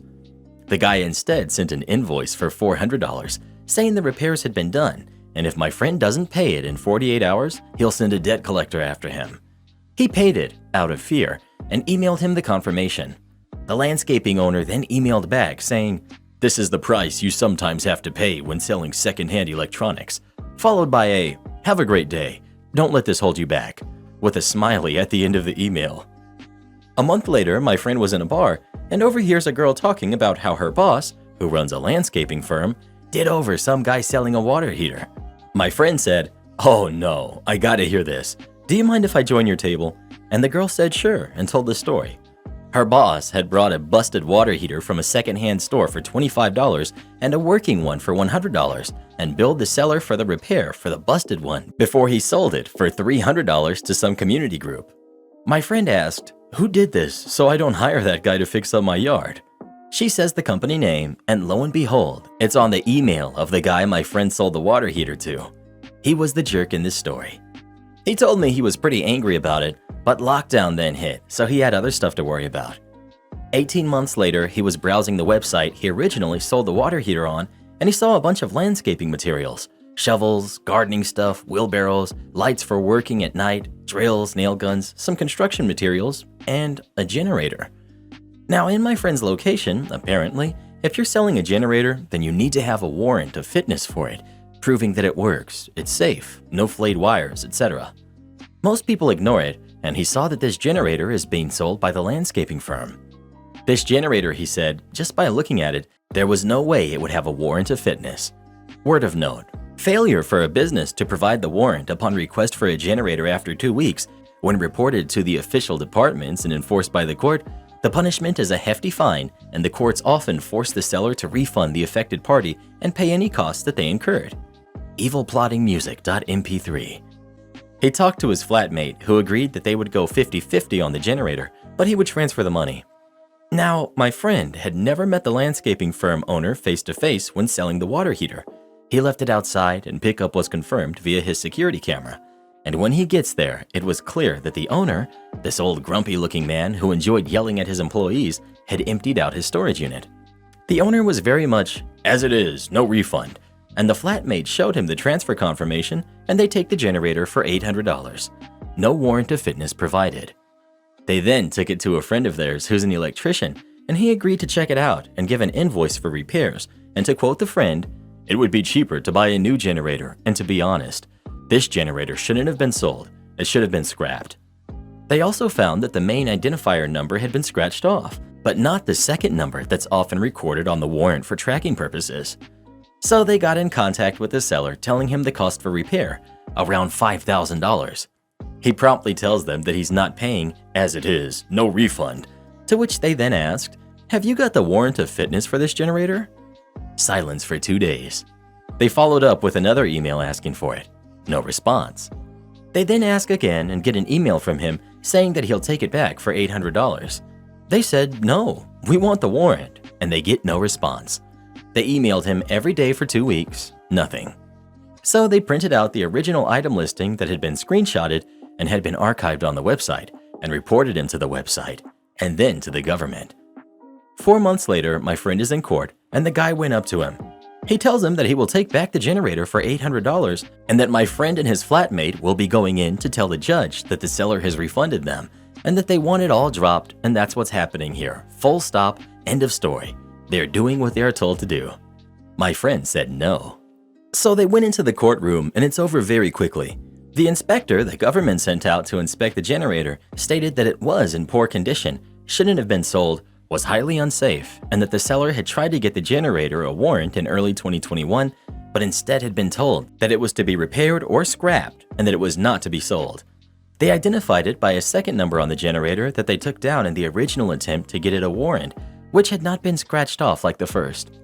The judge ordered the landscaping firm owner to refund the flatmate the $800, pay the $5,000 for repairs to the generator, and was ordered to pay a $10,000 fine, which would be given directly to my friend's flatmate as the affected party. When they left the courtroom, the owner was furious and told them that under no uncertain terms was he paying them a penny more and that he couldn't understand what he had done to deserve such treatment. To which my friend said, "Remember the water heater?" He gave him a very confused look. "Remember the water heater you bought for $100? Well, I do, because I sold it to you. And I know that you had a different one repaired and invoiced me for it." His jaw was on the floor, and to hit it home, he said, "It sucks, doesn't it, when what goes around comes around, especially when it accumulated interest. You have 48 hours to pay or a debt collector will be contacted. Remember, this is the price you sometimes have to pay when selling secondhand electronics. Have a great day. Don't let this hold you back."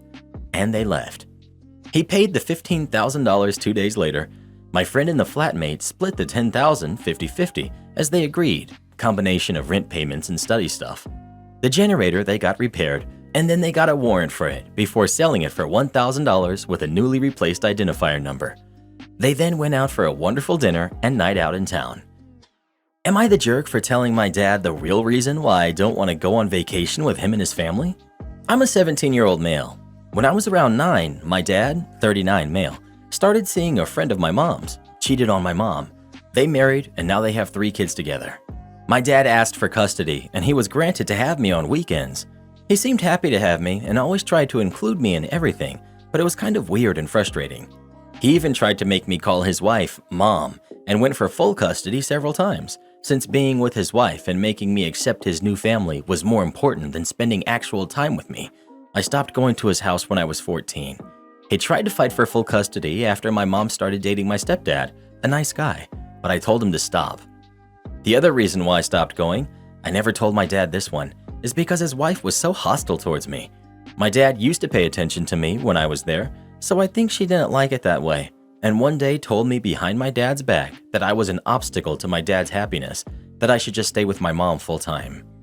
Their anniversary was 5 days ago. I didn't want to go, but he called my mom to threaten that if I didn't go, he'd go to court. He took his 4 kids, including me, his wife, his parents, and his parents-in-law to celebrate at a nice restaurant. Once there, he said that he had 6 tickets for vacation. I didn't say anything, but then he looked at me and said, "One is for you." I said, "Thanks, but I'm not going." He seemed angry and said, "Okay, I had enough. Why don't you want to go?" "Just because," I said. But then he asked the same questions 5 more times. So to the 6th time I said, "Because I don't like your wife." Then he started asking, "Why?" over and over again. So I ended up telling him the mean things that she said to me. He was seemingly uncomfortable, but told us to finish our meal. No one talked for the rest of the night, and after we finished, I asked my stepdad to pick me up.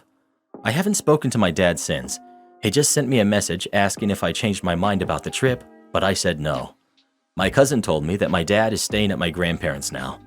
His wife texted me yesterday calling me a brat and asking if I was happy for potentially destroying my half-sibling's home life, but I just ignored her. My cousin says that the kids are crying because my dad isn't at home, and she says that I should have just said other things or agreed and then tell him later that I wasn't going. Not the jerk.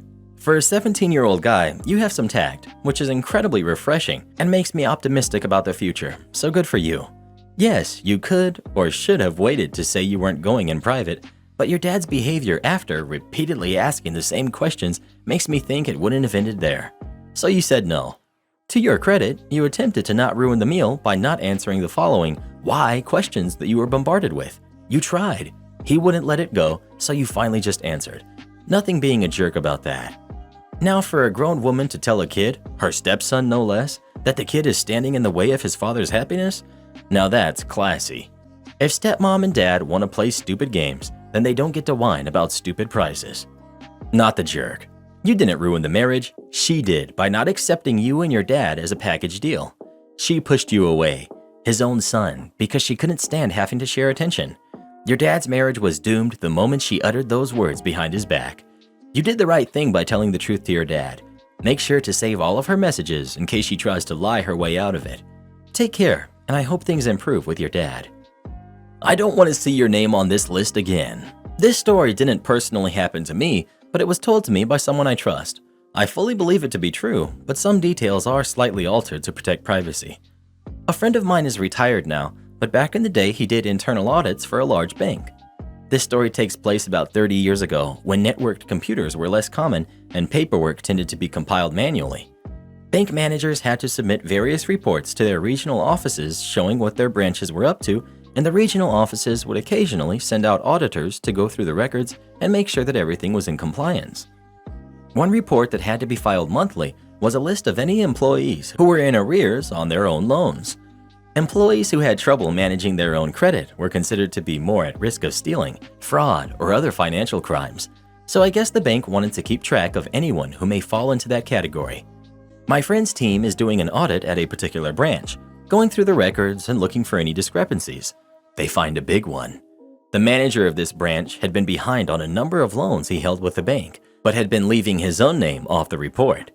More records are pulled, and they start looking at everything this guy has ever filed and comparing it to other records. The manager had started doing everything correctly, including himself on the report fairly regularly. At a point about 10 years prior, it suddenly stops, despite the spotty loan repayment continuing for years. Bosses of bosses are called. It's looking like they may have stumbled on years of falsified records and possibly more serious fraud. The manager is definitely getting fired, and depending on what else they find, looking at some serious criminal charges. Finally, they call the manager in to show what they found and ask for an explanation. The manager produces a letter from someone higher up in the bank. Basically, when he started, the manager was just a little too free with his spending and didn't make his monthly loan payments a top priority. His boss wrote a letter saying that having the manager of a bank branch at the top of a list of unpaid loans was an embarrassment.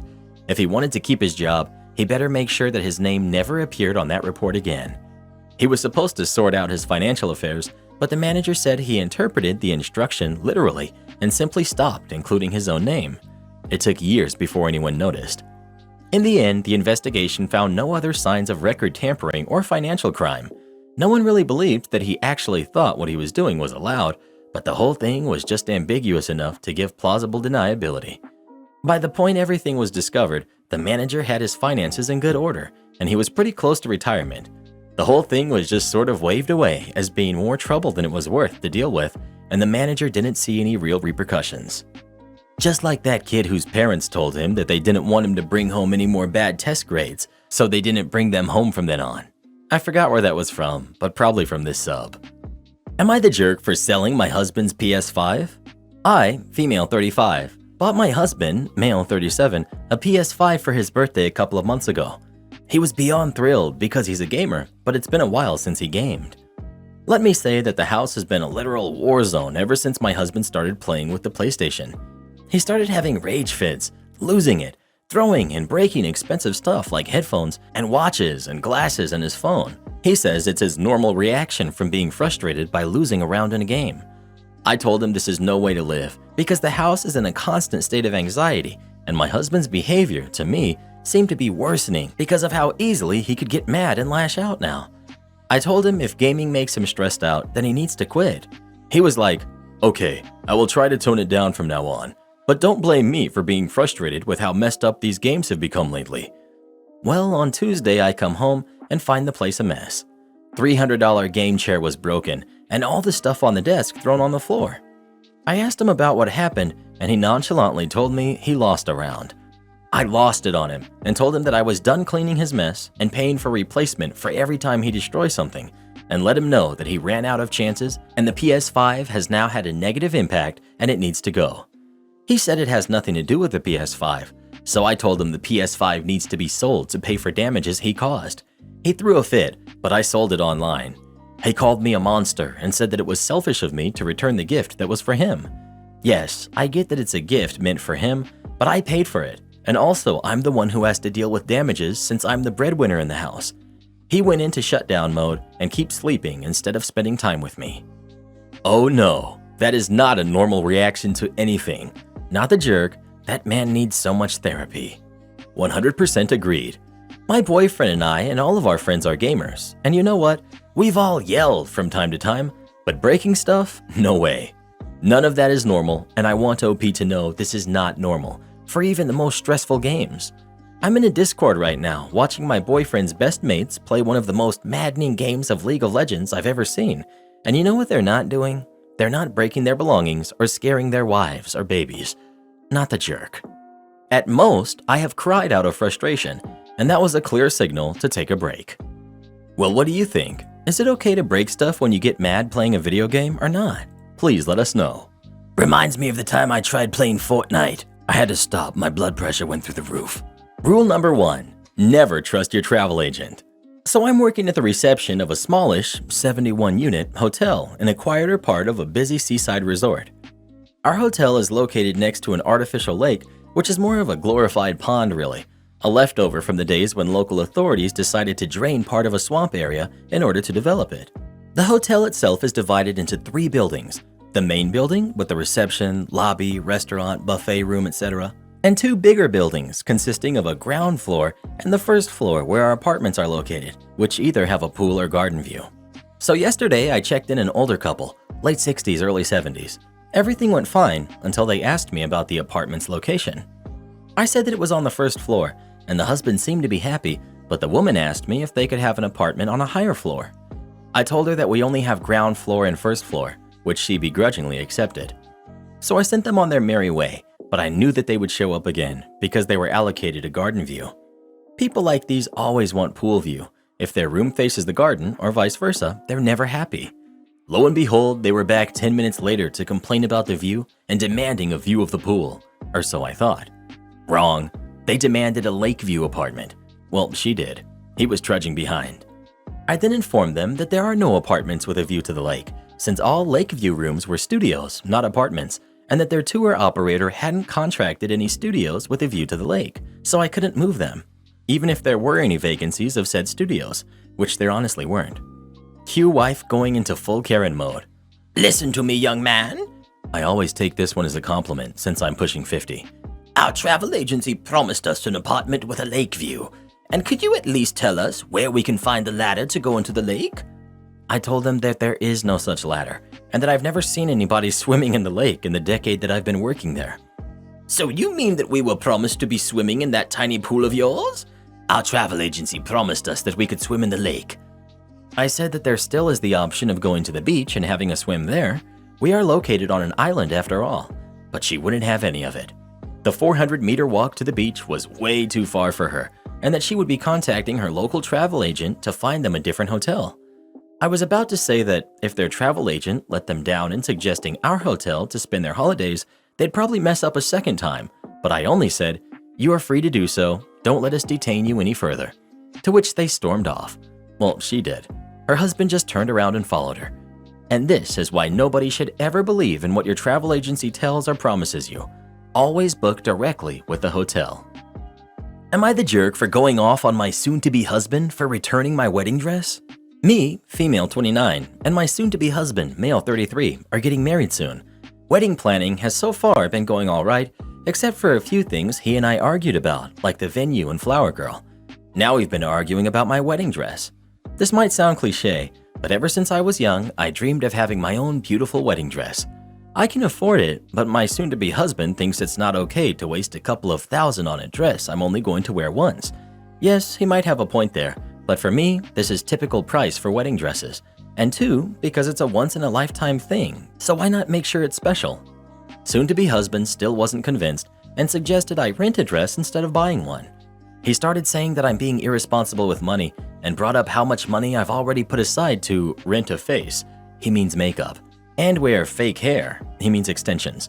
But I have this vision of what I want to do and look like on my wedding, and I think that it's my right as a bride. I went ahead and purchased the dress, but a day later I found out that it was missing from my closet.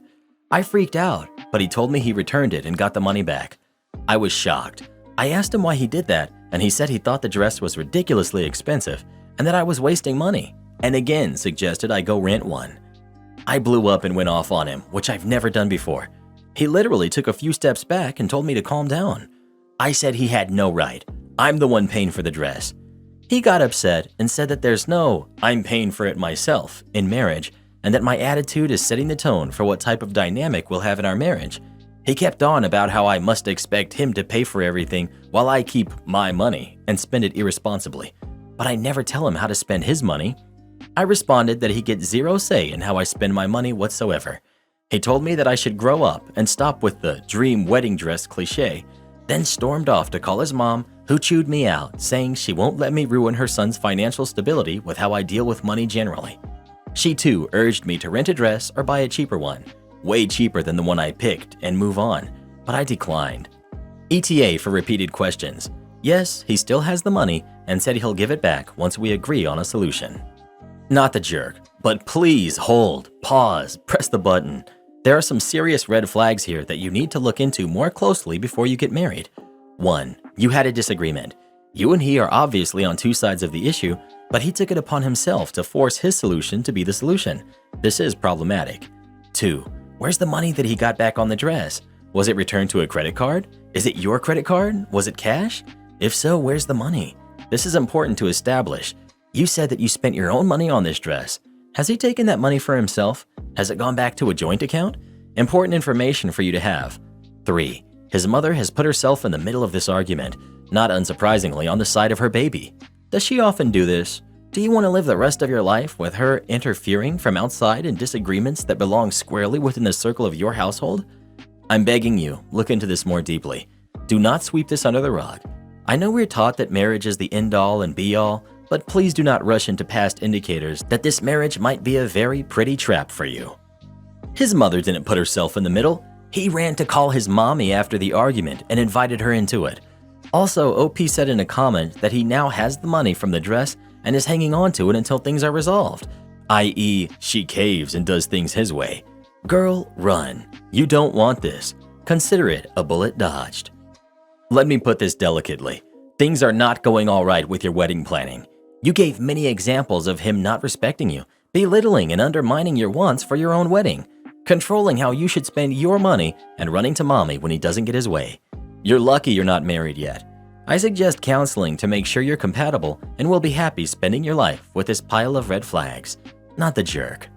Well, who do you think is the jerk? OP or her soon-to-be husband? Please let us know. Finance is one of the leading causes of divorce. It's never a good idea to marry someone who you have strong differences with when it comes to finances. Am I the jerk for moving out suddenly and financially doing over my roommate/best friend? So I, 27, female, have been close friends with Tara, 26, female, for about 8 years now. Early on, we made plans to move in together. She shared a 2-bedroom with her boyfriend at the time. They had broken up, and the plan was for him to move out and I'd move into her 2nd bedroom. 3 weeks before moving in, she texted me that they had worked things out and no longer wanted me to move in with her. I was upset because I had already given notice to my apartment and had to move in with my parents. She apologized profusely and had always been a good friend otherwise, so I forgave her. 3 months later, they broke up for good and he moved out, leaving her struggling to pay bills for the 9 months left of the lease. She moved back in with her parents after that in financial ruin, as she put it. Years later, this past summer, we moved in together. I was hesitant initially, but she did all the work finding a place and paying the deposits. It was awesome living with my BFF, and we had a great time until last month. She had a friend with benefits situation with a guy at her work for almost a year. She sat me down and told me that they were making things official and wanted to move in together. So she wanted me to move out when his lease was up in 5 months so he could move in with her. I was livid. I totally blew up at her. I called her a jerk and a selfish friend and told her I would never forgive her for messing me around like this again. This argument ended with both of us in tears. That weekend, while she was staying at her boyfriend's, I packed all my stuff up and moved out. I happened to know someone with a nice 3-bedroom house for rent. It was actually a really good deal that I had only passed up because I had moved in with her, and I lucked out that it was still available. She's been texting me ever since about how I'm doing her over just like her ex did, that I overreacted, and that she can't afford the place by herself. Honestly, I consider our friendship over at this point, but now that I've calmed down, I'm wondering if I might be the jerk. Edit for clarification. My name wasn't on the lease. She handled the paperwork. I didn't want to throw speculations into my post, but I 100% believe she did that on purpose. Second edit. She wanted me to move out in November when her boyfriend's lease was up, not in August when ours would have been. Not the jerk. She can't play games with people's housing. She wanted you out on her time scale so she can play house with her boyfriend. You're rightly upset at being messed around again, and you made the best choice for yourself. This may be going against the tide, but not the jerk. Your friend's history suggests that if her boyfriend's lease were up in 5 weeks, rather than 5 months, she would have still asked you to leave. It's all about her and what she wants. You're disposable to her, and it doesn't matter to her how much she inconveniences you, as long as she gets her way. I don't think she's owed any consideration in return. You found a good living situation, which in this market is no small thing. Why should you stick around living with someone who clearly has no respect for you? Am I the jerk for asking my husband to convert our cat's bedroom into a bedroom for our kid? I'm not entirely sure how to process this situation. My husband, 27 male, and I, 25 female, have been together for 6 years and married for 3. We recently had our son, who is 10 months. We live in a 2-bedroom apartment, and for the past 3 to 4 years, our cat has had her own bedroom. It was never a big deal to me because we didn't have kids. Our couch pulled out into a bed if there was ever an emergency with family or friends, and I will admit we both treat our cat like our daughter. Once we had a kid, I never talked to him about it, but I assumed once our kid got older, we would give him the room. Lately, our kid just stays in our room with us. Recently, I showed my husband some toddler beds, and he asked where we would put it. I respond, in his room. He looked at me like I grew another head. He asked me, "What room?" Then I looked at him crazy. I started talking about how we could convert our cat's room into a nice bedroom for our kid. He got upset. He asked how could I even fix my mouth to suggest we take away his daughter's room. I looked at him confused. Our apartment is big enough for most of her stuff to come out of the room and in the living room and kitchen area. She only has a bed, scratching post, and a few cat toys. The only thing that may be harder to place is the scratching post just because of the height, and it's not even that big. I stood up for myself. I told him how I wasn't kicking out our cat, but our kid is getting older and needs a room. He suggested we buy a new place, but we can't afford that. He told me I was a jerk and stormed into our cat's room. It feels weird. I thought after months of not doing anything, he would jump on the opportunity to get our kid out of our room. He's been in our cat's room for a couple of hours, and I'm starting to feel like a jerk. Edit. A lot of people are asking why I never brought up turning it into a nursery. I'm a new mom. I don't like the idea of my baby being that far away. I know now that I ignored many red flags in this situation. I was blinded by love. I thought that he was supporting my new mom jitters. He wanted kids. I never brought up converting the room earlier because I didn't think I needed to. I wasn't ready for our baby to leave the room, but I didn't think he wanted us to have a teenager still in our room or anything. I'm just confused by all of this, and I don't know what to do. Not the jerk. Let your husband throw his weird little tantrum and then start setting up your kid's room with or without his help. Look, I'm a huge cat person. Owned cats all my life and always will, and love them. And even I think your husband is weird about this. Cats don't need rooms, humans do. Simple as that. Support our channel by joining as a member today, and we'll give you a shout out in our next video. Or come watch this video next. You won't believe what Karen does in that one.